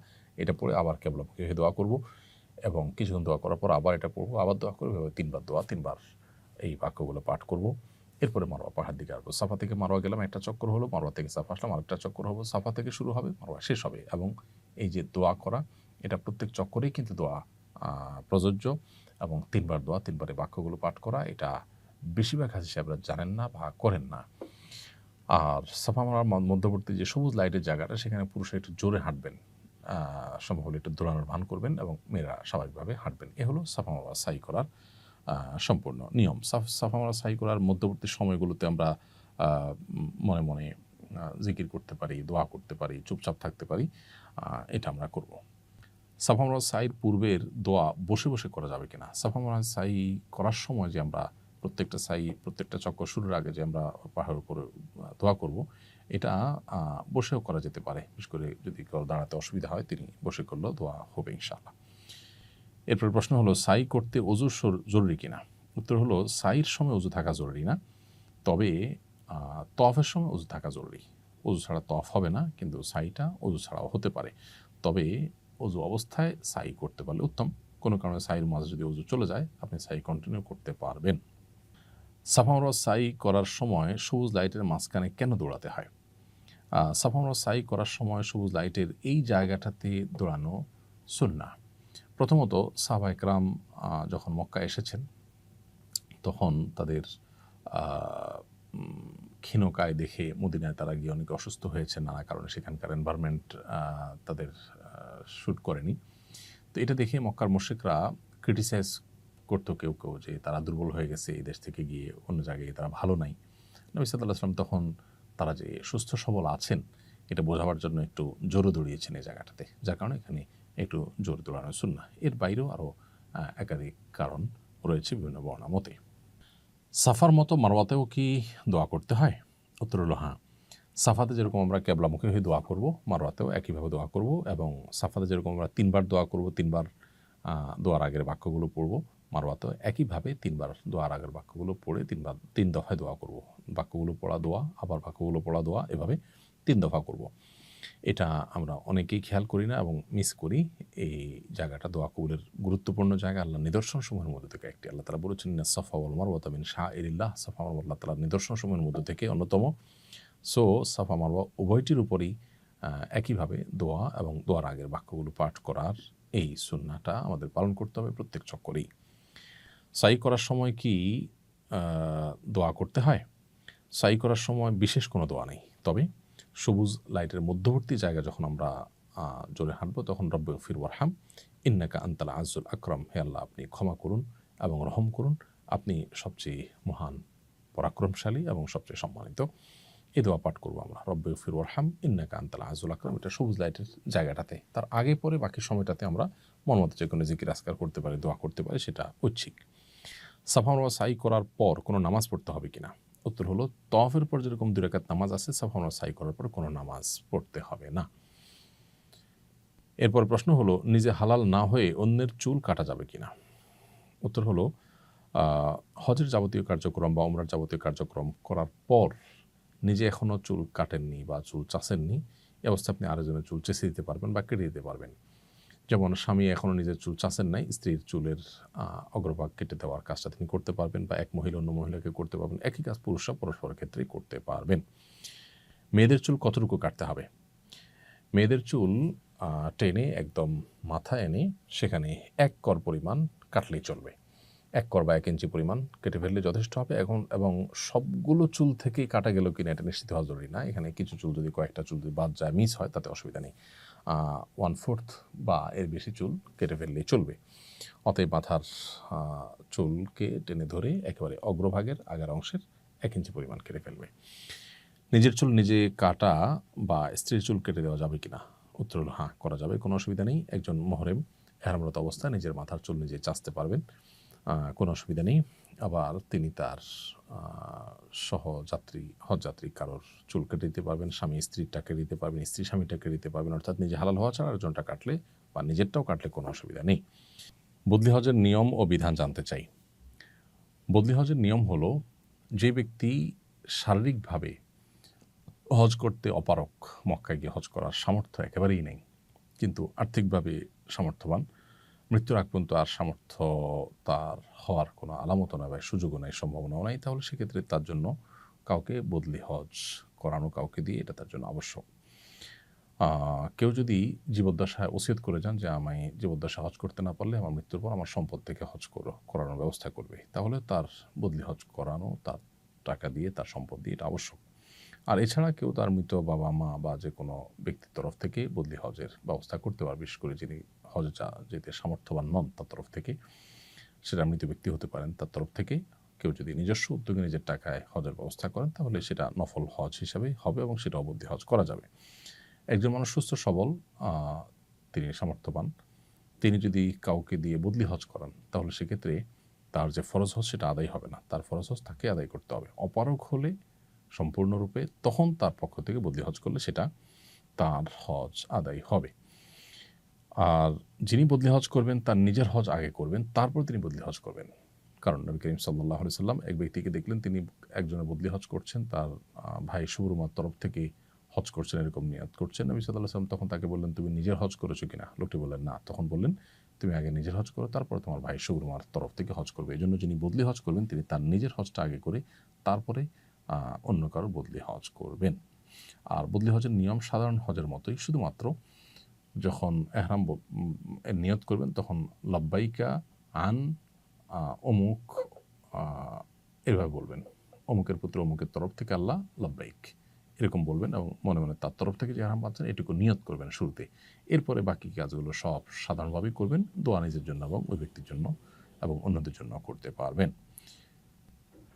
এরপরে প্রশ্ন হলো, মৃত মানুষের বদলি হজের কোরবানি দেওয়া লাগবে কিনা? মৃত মানুষের জন্য যদি হজ করেন, সেক্ষেত্রে সাধারণ হজের মতোই এফরাদ হলে আপনার সেক্ষেত্রে কোরবানি লাগবে না। আর তামাত্তু কিংবা কেরান হজ যদি করেন, তাহলে সেক্ষেত্রে যথানিয়মে আপনাকে কোরবানি করতে হবে। কোন কোন শ্রেণীর মানুষের তরফ থেকে বদলি হজ করা যায়? এর উত্তর হলো, হজ ফরজ হওয়ার পর কেউ সুযোগ পেয়েও হজ করেননি, মারা গেছেন, এই ব্যক্তির তরফ থেকে তার ওয়ারিসরা উদ্যোগ নিয়ে হজ করতে পারেন। আশা করা যায় আল্লাহ তাআলা তাকে দায়মুক্ত করবেন মৃত ব্যক্তিকে। আর হজ ফরজ হওয়ার পর কেউ নিরাপত্তার কারণে হজ যেতে পারছেন না, এমন কোনো পরিস্থিতি আছেন যে হজে তার যাওয়ার কোনো সুযোগ নেই, নিরাপত্তাহীনতা ভুগছেন, এরকম বিশেষ কোনো কেস যদি কারোর তৈরি হয়, তাহলে তার তরফ থেকে বদলি হজের ব্যবস্থা করা যাবে। আর যদি কেউ এমন কোনো রোগে আক্রান্ত হন যেটা থেকে আসলে আর সুস্থ হওয়ার আশঙ্কা না, যেমন বার্ধক্যজনিত সমস্যা, হজ ফরজ হয়েছে, তার এই পরিমাণ টাকা হয়েছে, কিন্তু আসলে আর্থিক সঙ্গতি থাকলেও শারীরিক সেই সামর্থ্য আর নেই এবং সুস্থ হওয়ার আশাও নাই, এরকম যদি হয়, তাহলে তার তরফ থেকে বদলি হজ করানো যাবে। একটু অসুবিধা হতে পারে, একটু কষ্ট হতে পারে, এই অজুহাতে বদলি হজ করলে কিন্তু তার দায়মুক্ত হবেন না তিনি। মহিলারা মাহরাম নেই, উপযুক্ত কোনো মাহরাম নেই, এরকম যদি হয়, তাহলে সেক্ষেত্রে তিনিও বদলি হজের উদ্যোগ নিতে পারেন। সরকারি নিয়মের বাধ্যবাধকতার কারণে কেউ হজে যেতে পারছেন না, এরকম ব্যক্তির তরফ থেকেও বদলি হজ করা যেতে পারে। জুতা পরে তওয়াফ ও সাই করা যাবে কিনা? উত্তর হলো যে, জুতা যদি পবিত্র থাকে তাহলে এটা পরে তওয়াফ সাই করতে অসুবিধা নেই। তবে এহরামরত অবস্থায় যে তওয়াফটা হয়, সেই তওয়াফ যদি হয়, যেটা ফরজ তওয়াফ ওমরা বা হজের ক্ষেত্রে, সেই তওয়াফ যদি হয়, তাহলে জুতা এমন হতে হবে যে জুতায় যে পায়ের উঁচু অংশটা, সেটা অনেক আমাদের মতে টাকনু গিরা, আবার অনেকের মতে হলো উপরের পিঠের অংশটা, এটা যেন ঢাকা না থাকে, সেরকম স্যান্ডেল পরে করতে পারেন। আর নফল তওয়াফের ক্ষেত্রে যে কোনো জুতা পরে তিনি তওয়াফ করতে পারেন, যদি জুতা পাক থাকে, পবিত্র থাকে। তবে আজকাল হারামে দোতলায় বা উপরে আপনার এই যে জায়গাতে মানুষ তওয়াফ করে, সেই জায়গাতে আবার নামাজও পড়া হয়। অতএব একান্ত প্রয়োজন না হলে জুতা পরে তওয়াফ না করাই উচিত। কারণ হলো জুতা পরে তওয়াফ করার কারণে ওই জায়গাটা ধুলায় ভরে যায়। অনেকেই জুতা পরে সেখানে, এবং অনেকে পরার কারণে জুতা ভরে যায়, সেখানে মানুষের সিজদা দিতে অসুবিধা হয়, আল্লাহর ঘরের সম্মানেরও খেলাফ। সেজন্য এটা অ্যাভয়েড করতে পারলে ভালো হয়। কিন্তু কারো যদি পায়ে অসুবিধা হয়, তিনি পবিত্র জুতা পরে তওয়াফ করতে পারবেন। আর নফল তওয়াফ হলে সেক্ষেত্রে তো মুজা পরেও তওয়াফ করতে কোনো অসুবিধা নেই। এরপরের প্রশ্ন হলো, আরাফা ও মুজদালিফায় অবস্থানকালে তায়াম্মুম করে সালাত পড়তে পারবে কিনা? আরাফা বা মুজদালিফা অবস্থানকালে যথারীতি ওযু করে নামাজ পড়তে হবে। যদি পানির কোনো ব্যবস্থা না থাকে, অন্য সাধারণ অবস্থাতে যখন তায়াম্মুম করা যায় সেরকম পরিস্থিতি তৈরি হলে তখন তায়াম্মুম এখানেও করা যাবে। কিন্তু ভিড় আছে এই অজুহাতে পানি দিয়ে ওযু না করে তায়াম্মুম করার সুযোগ নেই। আরাফার ময়দানে গোসল করা যাবে কিনা? উত্তর হলো, আরাফার ময়দানে গোসল করা শুধু যাবেই নয়, বরং বেশিরভাগ ফুকাহা একরামের মতে আরাফার ময়দানে গোসল করা মুস্তাহাব। একটু ফ্রেশনেস আসবে, দোয়াতে মনোযোগ আসবে, সেজন্য গোসল করা মুস্তাহাব। অবশ্য গোসল করার মতো পরিবেশ না থাকলে গোসল করার জন্য বিশেষভাবে কষ্ট না করলেও চলবে। মা বোনদের জন্য গোসল করার মতো ভালো পরিবেশ আজকাল থাকে না, যার কারণে পর্দার বিধান লঙ্ঘন করে তারা গোসল করতে যাওয়ার দরকার নেই। ওয়াশরুমের ভিতরে পাইপ দিয়ে যেমন গোসল করতে পারেন, বাহিরে টেপ থাকে, সেখানে গোসল করলে পর্দা এবং সতর এগুলোর প্রতি লক্ষ্য করে যদি গোসল করা যায় তাহলে সেক্ষেত্রে গোসল করা যাবে, বরং করা উত্তম। আর না করতে পারলে অসুবিধা নেই। আরাফার ময়দানে জোহর আসর কি একত্রে আদায় করতে হবে? এর উত্তর হলো, আরাফার ময়দানে জোহর এবং আসর এক আজানে দুই একামতে, অর্থাৎ জোহর পড়ে এরপরে আরেকটা একামত দিয়ে আসর পরপরইভাবে দুটোটা আদায় করাটা সুন্নাহ। এটা একদল উলামাদের মত, কারণ নবী সাল্লাল্লাহু আলাইহি ওয়াসাল্লাম এমনটি করেছেন। অপর আরেকদল উলামাদের মতে জোহর আসর যথারীতি আলাদা সময় আদায় করবে। এটা নিয়ে প্রায় সময় দেখা যায় তাঁবুগুলোতে গণ্ডগোল হয়। গণ্ডগোল হওয়া উচিত নয়। কেউ নবী সাল্লাল্লাহু আলাইহি ওয়াসাল্লামের সুন্নাহকে হুবহু অনুসরণ করে তিনি যেটাকে সহিহ মনে করছেন সেটা অনুযায়ী দুইটা একসাথে আদায় করছেন। আর কোনো দল এটাকে সহিহ মনে করছেন না, তারা আসরের সময় আলাদা করে জামাত করলেন। এটা নিয়ে নিজেদের মধ্যে মতপার্থক্য, এটা ঝগড়ার দিকে যাওয়া উচিত নয়। এবং এক্ষেত্রে কসর পড়বেন না 4 রাকাত পড়বেন, এটা নিয়ে মতপার্থক্য আছে। নবী করিম সাল্লাল্লাহু আলাইহি ওয়াসাল্লাম কসর পড়েছেন, সেজন্য একদল উলামা ইকরাম কসর পড়া সুন্নাত মনে করেন। আরেকদল উলামা ইকরাম বলেন তিনি মুসাফির ছিলেন সেজন্য করেছেন। অতএব আমরা যারা 15 দিনের বেশি নিয়ত করেছি মক্কায় থাকার, তারা 4 রাকাত পড়ব। তো এটা নিয়ে মতপার্থক্য হলে যিনি ইমামতি করছেন তিনি 2 রাকাত পড়লেন, তারপর জন্য বাকিরা কসর পড়লেন। যারা মনে করেন যে 4 রাকাত পড়তে হবে, আমরা মুকিম 15 দিনের বেশি নিয়ত করেছি, তারা 2 রাকাত প্লাস করলেন, ব্যাস হয়ে গেল। সালাম ফিরানোর পর তারা 2 রাকাত যোগ করে নিলেন। তাতেই একই জামাতেই আমরা নামাজটা পড়তে পারি এবং মতভিন্নতা বা ঝগড়ার দিকে আর যাওয়া লাগে না। জমজমের পানি কি দাঁড়িয়ে পান করতে হয়? জমজমের পানি দাঁড়িয়ে পান করতে হয় এমন কোনো কথা নেই। সাধারণ পানির মতোই এটা স্বাভাবিকভাবে আমরা পান করব বসে। তবে নবী সাল্লাল্লাহু আলাইহি ওয়াসাল্লাম বিভিন্ন রাওয়ায়াতে জমজম পানি দাঁড়িয়ে কোথাও কখনো কখনো পান করেছেন বোঝা যায়। হয়তো বসার মতো পরিবেশ ছিল না। আর তাছাড়া দাঁড়িয়ে পান করার তো আর নিষেধ নয়। এটা জায়েজ বোঝানোর জন্য তিনি মাঝে মধ্যে পান করতেন। বাকি জমজম পানি বসা অবস্থা পেলেও অনেকে দাঁড়িয়ে যায় পান করার জন্য। এরকমটি সঠিক না যে দাঁড়িয়েই পান করতে হয়, এরকম নয়। দাঁড়িয়ে পান করা যাবে এতটুকু, তবে সাধারণ পানির মতো এটা আপনি স্বাভাবিক অবস্থাতেই পান করবেন, অর্থাৎ বসে পান করবেন। পান করার জন্য দাঁড়িয়ে যেতে হবে ব্যাপারটা সেরকম না। কখনো কখনো নবী সাল্লাল্লাহু আলাইহি ওয়াসাল্লাম থেকে জমজম দাঁড়িয়ে পান করা সাব্যস্ত আছে, দাঁড়িয়ে কেউ চাইলে পান করতে পারেন। বাসা থেকে গোসল করে হাজি ক্যাম্পে যেয়ে এহরামের কাপড় পরা যাবে নাকি সেখানে গিয়েই ফ্রেশ হতে হবে? আপনি বাসা থেকেই ফ্রেশ হয়ে তারপরে এহরামের কাপড় পরে যেতে পারেন, বিশেষ করে শেষের দিকে যদি যান, সময় কম থাকে। আর যদি প্রচুর সময় হাতে নিয়ে যান তাহলে হাজি ক্যাম্পে সব ব্যবস্থায় আছে বিধায় সেখানে গিয়ে আপনি চাইলে ফ্রেশ হওয়ার কাজটা করতে পারেন, গোসল করার কাজটা করতে পারেন, এহরামের পর সেখানে গিয়ে করতে পারেন। অথবা বাসা থেকে আপনি নখলম ইত্যাদি পরিষ্কার করে গেলেন আর ওখানে গিয়ে আপনি গোসল করে এহরামের কাপড় পরে নিলেন, এটাও করা যেতে পারে। জামার আশেপাশে পড়ে থাকা পাথর কুড়িয়ে জামারায় পাথর মারা যাবে কিনা? উত্তর হলো যাবে, কোনো অসুবিধা নেই। তবে উত্তম হলো মুজদালিফা থেকে পাথর নিয়ে আসা।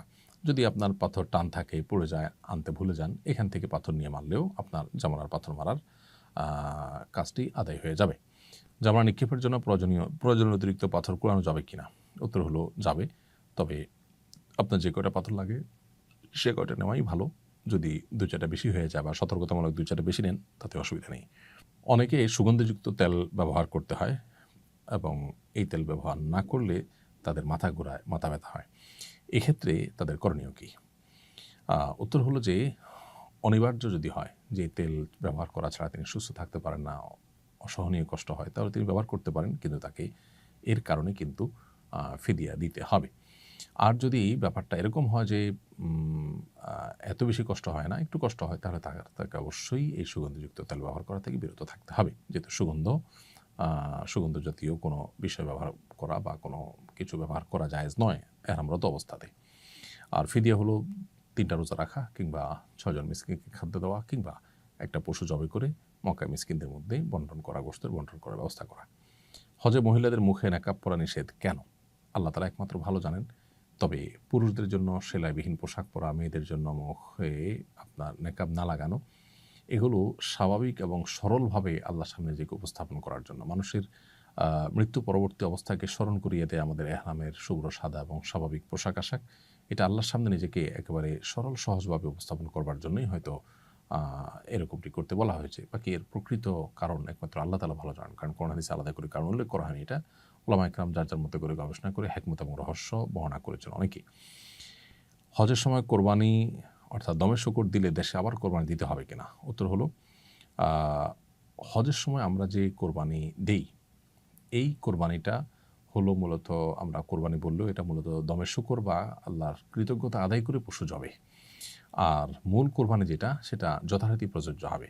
এখন সফররত অবস্থা কোরবানি প্রযোজ্য হয় না। কেউ যদি শর্ট টাইমের যে প্যাকেজ সেটাতে যান, মক্কায় 15 দিনের কম নিয়ত করে থাকেন, তাহলে তো তিনি মুসাফির, অতএব তার জন্য কোরবানি প্রযোজ্য হবে না।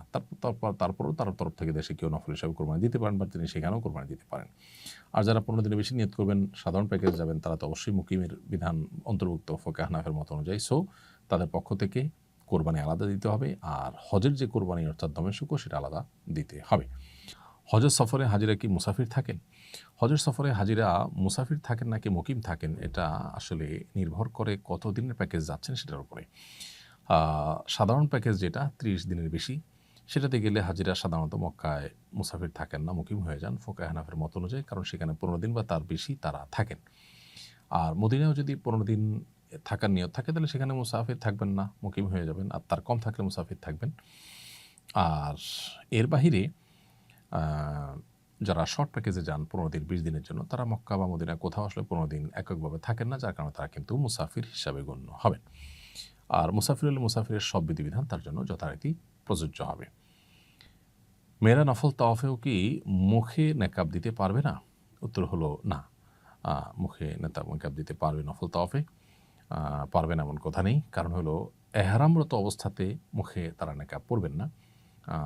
পর্দার লঙ্ঘনের আশঙ্কা হলে সেক্ষেত্রে ক্যাপ ইত্যাদি দিয়ে বা সাধারণ কাপড় দিয়ে মুখ ঢেকে দিবেন, কিন্তু মুখে নেকাব দিয়ে বাঁধবেন না। এটা হলো এহরামরত অবস্থার জন্য। নফল তাওয়াফের জন্য এটা প্রযোজ্য না। সেক্ষেত্রে তারা স্বাভাবিকভাবে নেকাব টেকাব পরে নফল তাওয়াফ করতে পারবেন। পুরুষরা মাস্ক ইত্যাদি পরেও নফল তাওয়াফ করতে পারবেন।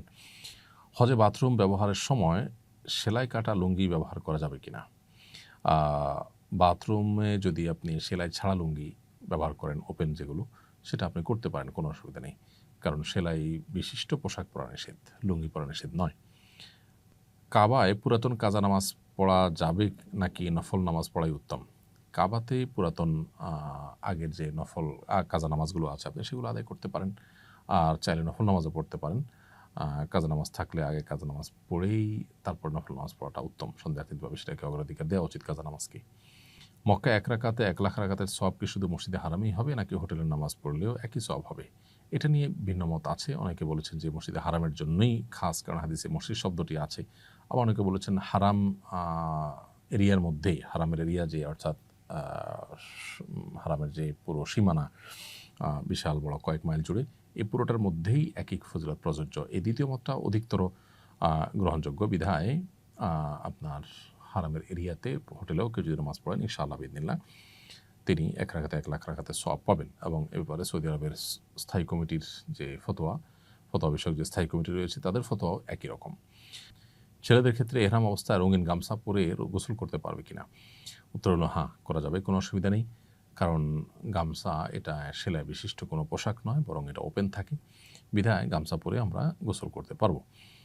ছেলেরা হোক মেয়েরা হোক সবাই করতে পারবেন। এবং এক্ষেত্রে রঙিন হোক, অন্য কোনো এক কালার হোক, সাদা হোক, তাতে কিছু আসে যায় না। হজের সময় মাসিক শুরু হলে তার বিধান কি? হজের সময় যদি মাসিক শুরু হয়ে যায়, মেয়েরা হজের সমস্ত কাজগুলো যথারীতি করবেন, কোনো কাজ থামবে না তার। শুধুমাত্র হজের যে ফরজ তওয়াফ ঈদের দিন, সেটি তারা মাসিক অবস্থায় করবেন না মেয়েরা, বরং অপেক্ষা করবেন যখন তিনি সুস্থ হবেন তখন তিনি করবেন। সেটা হোক 5 দিন পর, হোক 7 দিন পর। এটা মেয়েদের জন্য স্পেশাল এবং এর জন্য কোনো দম ফিদিয়া কিছু দিতে হবে না। হজের সব প্রস্তুতি শেষ করার পর স্বামী মারা গেলে করণীয় কী? কেউ হজের সব প্রস্তুতি শেষ করেছেন এবং যাওয়ার জন্য অপেক্ষমান আছেন, এটা যদি স্বামী মারা যায় তাহলে তিনি ইদ্যত পালন করবেন, তখন তার জন্য হজে নাজি পালন করা ওয়াজিব। এবং এই যে তার টাকাগুলো খরচ হয়ে গেল, এরপরে যদি আবার কখনো হজ করার মতো সামর্থ্যবান হন তাহলে তখন হজ করবেন তিনি মাহরামদের সাথে নিয়ে। আর যদি আর সে সুযোগ না আসে তাহলে তারপরে হজ ফরজ হবে না, যেহেতু তার সামর্থ্যই আসে নাই। এবং এই যে টাকা চলে গেল, হজে যেতে পারলেন না, এর জন্য আফসোসের কোনো কারণ নেই, কারণ টাকা যে ব্যয় হয়েছে আল্লাহর পথে তার জন্য সওয়াব তিনি পাবেন। নবী সাল্লাল্লাহু আলাইহি ওয়াসাল্লাম বলেছেন, কোনো ব্যক্তি যদি কোনো ভালো কাজ করার নিয়ত করে, মান হাম্মা বিহাসানাতিন ফালাম ইয়ামালহা, কোনো ব্যক্তি ভালো কাজ নিয়ত করে না করতে পারলে আল্লাহ তাআলা পরিপূর্ণ সওয়াব দিবেন। মিনা যদি এহরামের কাপড় চেঞ্জ করার দরকার হয় তাহলে কি করতে হবে? মিনায় এহরামের কাপড় চেঞ্জ করার দরকার হলে চেঞ্জ করতে পারবেন। এমনকি আরাফাতে, মুজদালিফাতেও যদি নষ্ট হয়ে যায় কোনো কাপড় বা ময়লা হয়ে যায়, আরেকটা এহরামের কাপড় পরবেন, অসুবিধা নেই। কিন্তু এই কাপড় চেঞ্জ করতে গিয়ে যেন আবার লুঙ্গি টুঙ্গি সেলাই করা কোনো কিছু যেন না পড়া হয়। ৮ তারিখ মিনায় অবস্থান না করলে কি দম দিতে হবে? ৮ তারিখ মিনায় অবস্থান না করলে দম দিতে হবে না, কারণ ৮ তারিখ মিনায় অবস্থান করাটা, জিলহজের ৮ তারিখ মিনায় অবস্থান করাটা সুন্নাত। কোনো কারণে এটা মিস হয়ে গেলে সরাসরি কেউ আরাফাতে চলে গেল, ডাইরেক্ট মিনায় অবস্থান করলই না, তাতে কোনো অসুবিধা হবে না। জিলহজের ১০ এবং ১১ তারিখ রাতে মিনা অবস্থান করা কি জরুরি? এটি সংখ্যাগরিষ্ঠ ইমামদের মধ্যে জরুরি, বেশিরভাগ ইমামদের মধ্যে জরুরি, ফোকাহ হানাফের মধ্যে সুন্নাহ। নবী সাল্লাল্লাহু আলাইহি ওয়াসাল্লাম অবস্থান করেছেন, বিদায় 10 তারিখ 11 তারিখ রাত মক্কার হোটেলে না কাটিয়ে মিনায় কাটাবার চেষ্টা করা উচিত আমাদের। জামারাতে নিক্ষেপের জন্য মুজদালিফা থেকে কঙ্কর না নিলে গুনাহ হবে কিনা? জামারাতে নিক্ষেপের জন্য মুজদালিফা থেকে কঙ্কর নেওয়াটা উত্তম, মুস্তাহাব। কিন্তু অন্য কোনো জায়গা থেকে, মিনা থেকে নিলেও আপনার জামরাতে পাথর মারা আদায় হয়ে যাবে, তাতে অসুবিধা নেই। তবে একেবারে জামরার কাছাকাছি, জামরার সামনে থেকে একান্ত নিরুপায় না হলে, প্রয়োজন না হলে সেখান থেকে না নেওয়া উচিত, একটু দূর থেকে মিনা থেকে নেওয়া উচিত। আর সবচেয়ে ভালো মুজদালিফা থেকে, তাহলে মুজদালিফা থেকে নেওয়া উত্তম। কোনো কারণে মিস হলে মিনার অন্য কোনো জায়গা থেকে নেবেন, কিন্তু একেবারে ঠিক জামরার সামনে থেকে করানোটা অনুত্তম, অনুচিত, মাকরুহ। যে জিকির বা দোয়া সাফা মারওয়ায় পড়া হয় সেগুলো বাংলায় করা যাবে কিনা? সাফা মারওয়ায় যে বাক্যগুলো পাঠ করা হয়, লা ইলাহা ইল্লাল্লাহু ওয়াহদাহু লা শারীকা লাহু লাহুল মুলকু ওয়া লাহুল হামদু ইউহয়ি ওয়া হুয়া আলা কুল্লি শাইইন কাদির, লা ইলাহা ইল্লাল্লাহু ওয়াহদাহু আনজাযা ওয়া'দা ওয়া নাসারা আবদাহু ওয়া হাযামাল আহজাবা ওয়াহদা, এগুলো হাদিসে যেভাবে বর্ণিত হয়েছে ঠিক এভাবে পাঠ করাটাই উত্তম, বাংলা না করে। যদি কেউ এটা না পারেন কোনোভাবে বাংলা পড়ে ফেলেন, হয়ে যাবে, বাট অবশ্যই উচিত এবং উত্তম হলো হাদিসের টেক্সট হুবহু পাঠ করা। আর দোয়ার বিষয়টা হলো, দোয়া আপনি নিজের ভাষায় করতে পারেন, কোনো অসুবিধা নেই। সেটা আপনি বাংলা ভাষায়, অন্য কোনো ভাষায় করলেন এবং কোরআন হাদিসের দোয়ার ভাষায় নিজের মনমতো দোয়া করলেন, সেটা আপনি করতে পারেন। 11 বা 12 জিলহজের দিন পাথর মারার সময় কখন শুরু হয় এবং কখন শেষ হয়? উত্তর হলো, 10ই জিলহজ বা ঈদের দিন যে পাথর মারা, সেটা তো সকাল থেকেই আমরা পাথর মারতে পারি, সকাল থেকেই পাথর মারার সময়। আর 11-12 জিলহজ হলো জোহরের ওয়াক্ত হওয়ার পর থেকে পাথর মারার সময় শুরু হয়।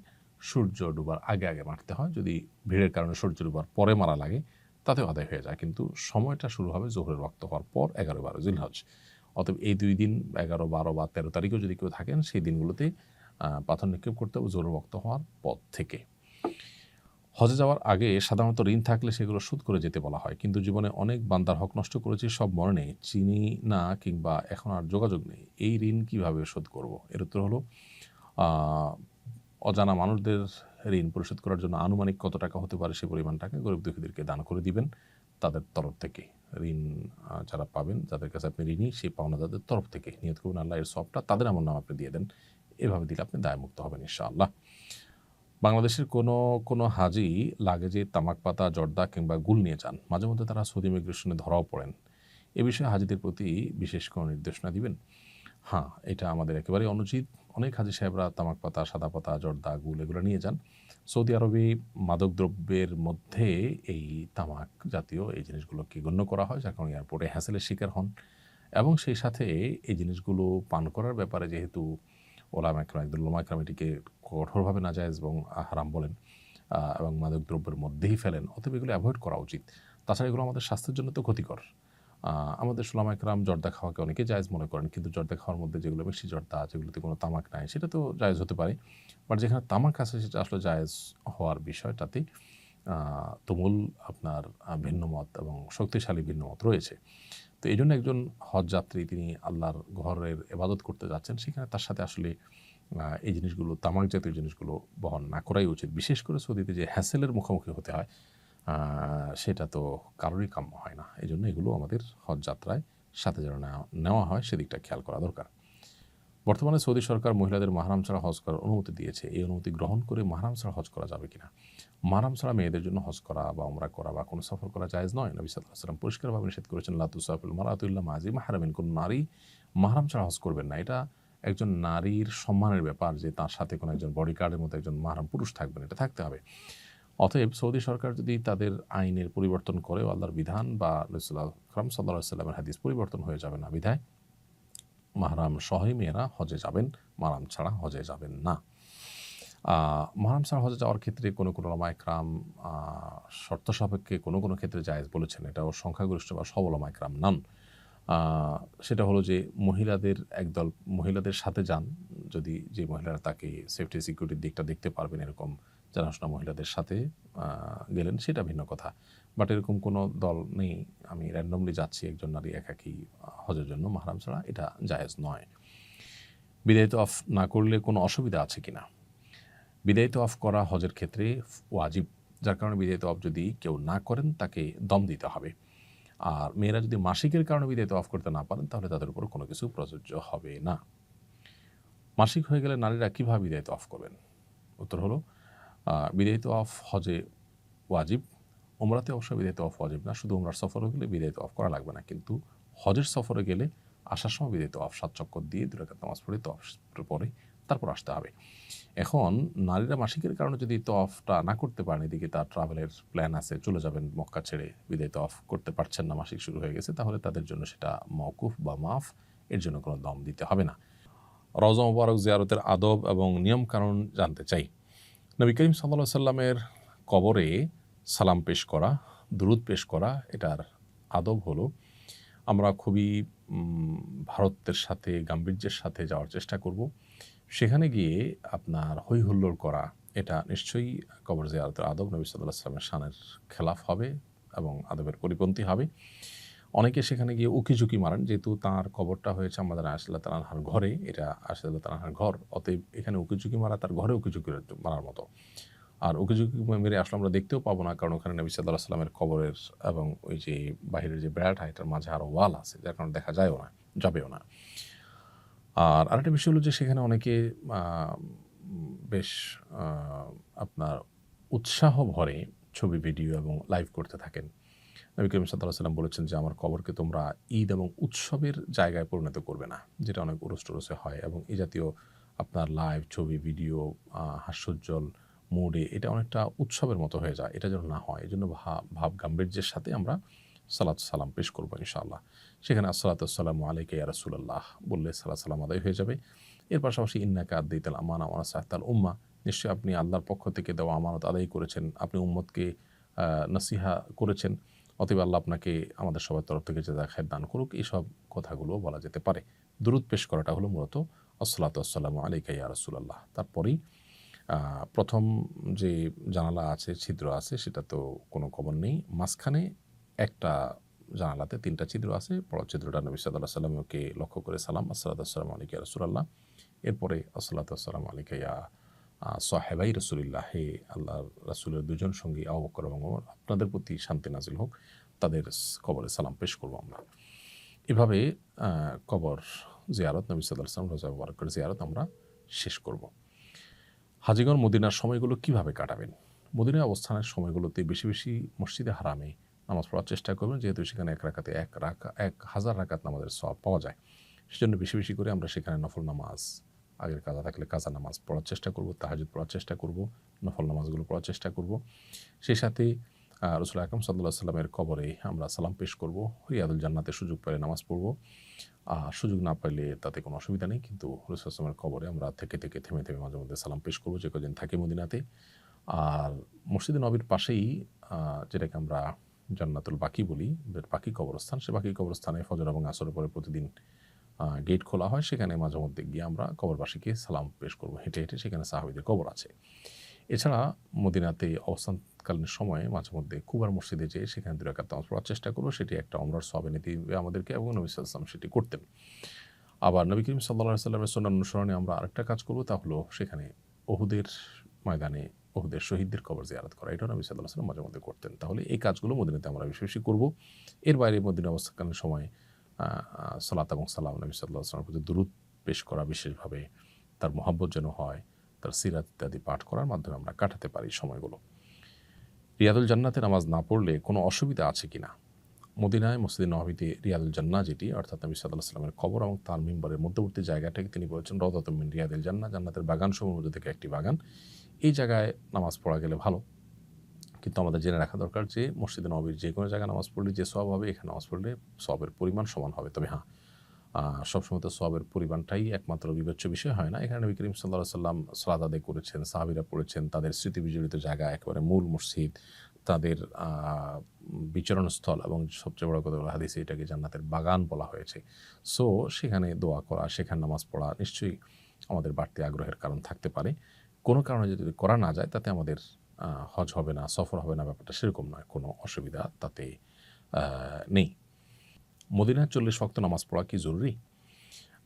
হজ কিংবা উমরার সফরে মদিনায় মসজিদে নববীতে 40 ওয়াক্ত নামাজ পড়তেই হবে, না পড়লে হজ বা উমরার সফর ত্রুটিপূর্ণ হবে, এরকম কোনো কথা নেই। তবে বিশুদ্ধ হাদিসে মদিনায় 40 ওয়াক্ত নামাজ আদায় করার ফজিলত বর্ণিত হয়েছে। বিধায় যদি এভাবে কোনো ট্রাভেল প্ল্যান করা যায় যে মদিনায় 40 ওয়াক্ত নামাজ পড়া যাবে, তাহলে সেটা ভালো হয়।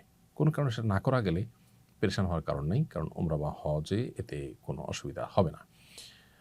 তিরমিজিতে বর্ণিত হয়েছে, আনাস বিন মালিক রাদিয়াল্লাহু তাআলা বর্ণনা করেছেন যে নবী সাল্লাল্লাহু আলাইহি ওয়াসাল্লাম বলেছেন, মান সাল্লা ফি মাসজিদি আরবাঈনা সালাতান লা তাফুতুহু সালাহ, যে ব্যক্তি আমার মসজিদে অর্থাৎ মসজিদে নববীতে 40 ওয়াক্ত নামাজ পড়বে টানা এবং মাঝে কোনো সালাত মিস হবে না, সে ব্যক্তির মুনাফিকি থেকে মুক্তি, আযাব থেকে মুক্তি এবং জাহান্নাম থেকে মুক্তির পরোয়ানা তার জন্য আল্লাহর পক্ষ থেকে ঘোষণা দেওয়া হবে।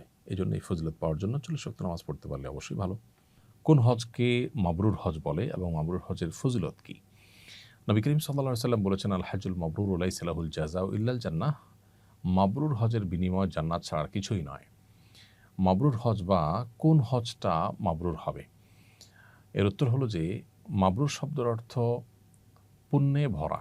বিররুন থেকে মাবরুর, পুণ্য দিয়ে ভরা বা পুণ্য দিয়ে ঘেরা, যেটা এটাকে মাবরুর বলা হয়। যে হজে পুণ্য থাকে, অর্থাৎ পুণ্য দিয়ে যে হজ ঘেরা থাকে, পরিপূর্ণ থাকে, পুণ্যে ভরা থাকে যে হজ, সেটাই মাবরুর হজ। এখন এর কোনো ক্রাইটেরিয়া আছে কিনা যে কী পরিমাণ পুণ্য হলে সেটাকে মাবরুর হজ বলা যাবে? উত্তর হলো, যে হজে আসলে কোনো গুনাহ নেই, কোনো পাপাচার নেই, হজে যে নিষিদ্ধ বিষয়গুলো আছে সেগুলো থেকে বিরত থাকার বিষয়ে সচেতন থাকা গেছে এবং ভালো কাজ দিয়ে হজের পুরো সফরকে মোড়ানো গেছে, সেটাই মাবরুর হজ। ধরুন এখলাস না থাকা, লোক দেখানো, লৌকিকতা, এটা গুনাহের কথা, অতএব এটা থেকে মুক্ত থাকা, এটা মাবরুর হজের জন্য পূর্ব শর্ত। ঠিক একইভাবে আমরা যখন হজ করব তখন নবী সাল্লাল্লাহু আলাইহি ওয়াসাল্লাম একটা হাদিস মাথায় রাখবো, তিনি বলেছেন, মান হাজ্জা ফালাম ইয়ারফুস ফালাম ইয়াফসুক রাজা কায়মি ওয়ালাদাতু উম্মু, যে ব্যক্তি হজ করলো এবং হজ করতে গিয়ে নারী ঘটিত বা যৌনতা সংশ্লিষ্ট কোনো গুনাহ এটাতে জড়ালো না এবং কোনো প্রকার সাধারণ পাপাচারও করলো না, অন্য পাপাচারও করলো না, এগুলো থেকে যে বিরত থাকলো, সে ব্যক্তি মায়ের পেট থেকে সদ্য ভূমিষ্ঠ হওয়া শিশুর মতো নিষ্পাপত্ব নিয়ে ফিরে আসে। তো হজ করার সময় ঝগড়াঝাটি করা কোরআনে নিষেধ করেছেন আল্লাহ তাআলা। আর এই যে যৌনতা সংশ্লিষ্ট ক্রিয়াকর্ম, সেগুলো থেকে বিরত থাকা এহরামরত অবস্থাতে, এবং এর বাইরে অন্যান্য যে গুনাহগুলো আছে, চোখের গুনাহ সহ নানাবিধ গুনাহ সেখানে হতে পারে, সেগুলো থেকে বিরত থাকতে পারলে সে হজটা হজে মাবরুর হবে ইনশাআল্লাহ তাআলা। এছাড়া পুরো হজ জুড়ে মানুষের উপকার করা, কল্যাণ করা, সবর করা, এগুলোর মধ্য দিয়ে ইনশাআল্লাহ হজটা মাবরুর হয়ে উঠবে। মহিলাদের জন্য হজের সময় মেকআপ বা প্রসাধনী ব্যবহার করা জায়েজ কিনা? মেয়েরা হজের সময় এহরামরত অবস্থাতেও কোনো প্রসাধনী ব্যবহার করতে চাইলে করতে পারবেন, তবে সাদাসিধে সময় কাটানো এটাই হলো এহরামরত অবস্থার মূল প্রতিপাদ্য, সেটা মাথায় রাখা দরকার। সেই সাথে সুগন্ধি ছাড়া কোনো প্রসাধনী থাকলে ব্যবহার করতে পারেন। যে প্রসাধনী ব্যবহার করলে সুগন্ধি আছে সেখানে, সেটা ব্যবহার করা যাবে না, সেটা এহরামের নিষিদ্ধ বস্তুর আওতায় পড়বে। এটা হলো এহরামরত অবস্থা। এছাড়া হজের সময়ের মধ্যে তিনি যদি করেন, সেক্ষেত্রে রুম থেকে বাহিরে সুগন্ধযুক্ত কিছু ব্যবহার করে গেলে, সেটা আশপাশন্য পুরুষদের নাক পর্যন্ত গেলে, সেটা অবশ্যই নিষিদ্ধের আওতায় পড়বে। এছাড়া সাধারণ মেকআপ তিনি এহরামের বাইরে করতে পারেন। এহরাম অবস্থায় রক্ত বের হলে করণীয় কী? দেখুন, কাটা ছেঁড়া বা নাক থেকে মুখ থেকে যদি রক্ত বের হয় এহরামত অবস্থায়, তাতে এহরামের কোনো ক্ষতি হবে না, ওযু ছুটে যাবে। যদি রক্ত বের হয়ে গড়িয়ে পড়ে তাহলে সেক্ষেত্রে উজু পুনরায় করতে হবে, উজু ভঙ্গ হবে, কিন্তু এহরামের কোনো ক্ষতি হবে না। এহরামের কাপড় লেগে গেলে, যেখানে লেগে গেলে সেই জায়গাটা ধুয়ে ফেললে হবে নাপাক। আর সামান্য একদম ছিটা 1-2 ফোঁটা ছিটা পড়ছে, তাতে অসুবিধা নেই। হজের সময় কোন হজ গাইড বা বই রাখতে পরামর্শ দিবেন? আমি পরামর্শ দিব যে হজের সময় আপনি হজের বিস্তারিত বিধিবিধান সম্বলিত কোনো কোরআন হাদিসের আলোকে লিখিত অথেন্টিক কোনো বই সাথে রাখুন। আমরা সুন্নাহ ফাউন্ডেশন থেকে এক নজরে হজের একটা ছোট্ট পুস্তিকা তৈরি করেছি, যেখানে ডে বাই ডে প্রতিদিনের করণীয়গুলো সব বলা আছে। সেটা আপনার সাথে থাকতে পারে। আপনি ওমরাও কীভাবে করবেন একটা বই আছে আমাদের, সেটা রাখতে পারেন সাথে। এছাড়া মক্কা এবং মদিনার বিস্তারিত আপনার হিস্ট্রি উঠে আসছে এরকম বই পুস্তক, সচিত্র বই পুস্তক আজকাল বাজারে পাওয়া যায়, সেগুলো কোনোটার সাথে থাকতে পারে। তাতে আপনি ইবাদত বন্দেগী মক্কা মদিনা যেখানে যেখানে করবেন রিলেট করতে পারবেন, আপনি তৃপ্তি পাবেন আলাদা। এর পাশাপাশি বিশেষভাবে একটা কোরআনের অনুবাদ, সংক্ষিপ্ত তাফসীর সহকারে একটা সিরাত গ্রন্থ সাথে নিয়ে গেলে পুরো সফরে আপনি সেটা পড়ে শেষ করলেন। তাতে সিরাতের ইতিহাসের সাথে সেখানে আপনার অবস্থানের সাথে অনেক কিছু মেলাতে পারবেন, যেটা আপনার আলাদা তৃপ্তি দিবে, আপনাকে ইবাদতের প্রতি আগ্রহ জাগ্রত করবে ইনশাআল্লাহ তাআলা। অতএব সেগুলো আপনি সাথে নিয়ে যেতে পারেন। হজ শেষ করার পর দেশে কিভাবে হজের শিক্ষা নিজের জীবনে বাস্তবায়ন করা যেতে পারে? হজের মাধ্যমে যেহেতু আল্লাহ তাআলা হজযাত্রীকে, হাজিকে নিষ্পাপত্ব দান করেন, সেজন্য তিনি দেশে আসার পর নিষ্পাপত্ব ধরে রাখার চেষ্টা করবেন, গুনাহমুক্ত জীবন যাপন করার চেষ্টা করবেন। হজে আল্লাহর যে নিদর্শনগুলো তিনি বিভিন্ন জায়গায় অবলোকন করেছেন, প্রত্যক্ষ করেছেন, ঈমানের নূর অর্জন করেছেন, এটা যেন নষ্ট না হয় সেজন্য নেক আমলের মধ্যে থাকার চেষ্টা করবেন, গুনাহের পরিবেশ থেকে দূরে থাকার চেষ্টা করবেন। এখন প্রশ্ন হলো, হজ করে এসে আমরা অনেকে ভালো থাকতে চাই, কিছুদিন পর আসলে আর থাকতে পারি না, কারণ কি? উত্তর হলো, এর অন্যতম বড় কারণ হলো আল্লাহর কাছ থেকে সেভাবে আমরা চেয়ে আসতে পারি না। চেয়ে যদি আসি যে আল্লাহ আমাকে তওবায়ে নাসুহা করার তৌফিক দেন, মৃত্যু পর্যন্ত এই মানসিকতা রেখে ধরে রাখার তৌফিক দান করেন, সেভাবে দোয়া করে আসলে আল্লাহ তাআলা আশা করা যায় আমাদেরকে তৌফিক দিবেন। তাছাড়া দেশে আসার পর আমরা গুনাহের পরিবেশে, খারাপ পরিবেশের দ্বারা আবার আমরা প্রভাবিত হয়ে যাই। এজন্য পরিবেশটাকে নিজের ঈমান এবং আমলের জন্য অনুকূল হয় এরকম পরিবেশ নির্বাচন করা এবং সেই পরিবেশের মধ্যে থাকার চেষ্টা করা। এরকম বহুমুখী প্রচেষ্টা করা হলে আল্লাহ হয়তো তৌফিক দিবেন। তাছাড়া আমাদের ঈমান দুর্বল হয়, এজন্য থেকে থেমে ঈমানকে নবায়ন করা, ঈমানকে জাগ্রত করার জন্য আবার ঈমানের পরিবেশে যাওয়ার চেষ্টা করা। আল্লাহ আমাদেরকে সেই তৌফিক দান করুন। আয়েশা মসজিদ থেকে এহরাম পরে আমরা মক্কা এসে উমরা করতে পারবো কিনা, এই প্রশ্ন অনেক মানুষের। আয়েশা মসজিদ যেটাকে আমরা আজকাল বলি, এটা মূলত মসজিদে তানঈম। মসজিদে তানঈম বা আয়েশা মসজিদ, এখান থেকে এহরাম পরে এসে যদি কেউ মক্কায় তওয়াফ সাই করেন উমরা নিয়তে, তাহলে তার উমরা হয়ে যাবে। এটাই হলো সংখ্যাগরিষ্ঠ ইমামদের মত। বেশিরভাগ ইমামরা এই মত পোষণ করেছেন। এক্ষেত্রে ইমাম ইবনে তাইমিয়া রাহিমাহুল্লাহ এবং বর্তমানে সৌদি আরবের স্কলারগণ, উলামা ইকরাম, তারা অবশ্য ভিন্ন মত পোষণ করেন। তারা বলেন যে আয়েশা মসজিদ থেকে এহরাম পরে উমরা সম্পাদন করা এটা আম্মাজান আয়েশা রাদিয়াল্লাহু তাআলা আনহার জন্যই খাস। এজন্য তার নামে এটাকে আয়েশা মসজিদ হিসেবে প্রচলিত হয়েছে, মানুষ সেটা জানে। তো এটা তার জন্য খাস। তার সঙ্গে থাকা সাহাবী বা পরবর্তী সাহাবীরা কেউ সেখান থেকে এহরাম পরেছেন এরকম সাব্যস্ত হয়নি। সেজন্য এই জায়গা থেকে এহরাম পরা যাবে না। এহরাম পড়তে হবে মিকাত থেকে। নির্দিষ্ট মিকাতের মধ্যে আয়েশা মসজিদের কথাটি উল্লেখ নেই বিধায় এখান থেকে সাধারণ অবস্থাতে এহরাম পরে উমরা করলে উমরা হবে না। এটা হলো সৌদি আরবের বর্তমান উলামা ইকরামের মত। তবে সংখ্যাগরিষ্ঠ জমহুর ইমামদের মত হলো যে আয়েশা মসজিদ থেকেও যদি কেউ এহরাম পরে এসে উমরা করে তার উমরা হয়ে যাবে। কেউ যদি মতপার্থক্যের ঊর্ধ্বে উঠতে চায় তাহলে সেক্ষেত্রে তিনি আরেকটু দূরে, বেশ কম হবে না, 1 থেকে সোয়া ঘন্টা 1.5 ঘন্টা দূরত্বে তায়েফে চলে যাবেন। সেখানে একাধিক মিকাত আছে, সেখানে মিকাত থেকে এহরাম পরে এসে উমরা করবেন। সেটা হবে সকল মতপার্থক্যের ঊর্ধ্বে উঠে করা। অতএব সেটা আমরা চেষ্টা করতে পারি। আর আয়েশা মসজিদ থেকে এহরাম পরে এসে উমরা করলেও সংখ্যাগরিষ্ঠ ইমামদের মতে উমরা হয়ে যাবে। হজ বা উমরার সফরে বারবার উমরা করার বিধান কি? হজ বা উমরার সফরে আমরা মূল উমরার পাশাপাশি আরও যদি উমরা করতে চাই, বিশেষ করে আমরা তায়েফে গেলাম, আসার পথে মিকাত পড়লো, আরেকটা উমরা করলাম, মদিনায় গেলাম, আসার পথে মিকাত পড়লো, আরেকটা উমরা করলাম, সেটা তো ঠিকই আছে। এর বাইরে মক্কার হোটেল থেকেই আমরা মিকাতে গিয়ে বা আয়েশা মসজিদে গিয়ে আরও উমরা করা যে একটা প্রচলন আমাদের সমাজে আছে, এটিকে নাজায়েজ বলা কঠিন। কেউ চাইলে করতে পারেন। তবে নবী করিম সাল্লাল্লাহু আলাইহি ওয়াসাল্লাম সাধারণত এক সফরে একটার বেশি উমরা করার জন্য কসরত করেছেন বা বারবার উমরা করেছেন এরকম প্রমাণ পাওয়া যায় না। যদি কেউ করতে চান, মৃত বাবা থেকে, মায়ের তরফ থেকে, অসুস্থ কারোর তরফ থেকে বা নিজের তরফ থেকে তিনি করতে পারেন। সেটা ভিন্ন কথা। বাট আমাদের উচিত উমরার কোয়ালিটি বাড়ানো এবং তওয়াফের পরিমাণ বাড়ানো। অনেকে দিনে ২টা উমরাও করেন। তো দিনে ২টা উমরা করলে আসলে কোনোটারই কোয়ালিটি খুব ভালো করে ধরে রাখা কঠিন। এটা আমাদের মাথায় রাখা উচিত। তবে একাধিক উমরা করলে যে গুনাহ হবে ব্যাপারটা সেরকম না। নবী করিম সাল্লাল্লাহু আলাইহি ওয়াসাল্লামের জীবনে মোট ৪টি উমরা করেছেন। তার একটি হলো হুদায়বিয়া থেকে ফেরত গিয়েছেন, সেটিকে ধরা হয়েছে। আরেকটি হলো তার বিদায় হজের সাথে, এর বাইরে পিওর ২টি উমরা করেছেন তিনি। তো এটি বুখারীতে এসেছে। তাহলে হিজরতের পর নবী সাল্লাল্লাহু আলাইহি ওয়াসাল্লামের এই যে উমরার সংখ্যা মোট ৪টি উমরা, এর মধ্যে আবার হুদায়বিয়ার সাথে একটা, হজের সাথে একটা, পিওর ২টা উমরা। একটা সফরে মদিনা থেকে কষ্ট করে এসেছেন, সেজন্য বারবার উমরা করেছেন তিনি, এরকমটি সাব্যস্ত হয় না। তারপরেও কেউ করতে চাইলে সেটিকে নাজায়েজ বলা কঠিন।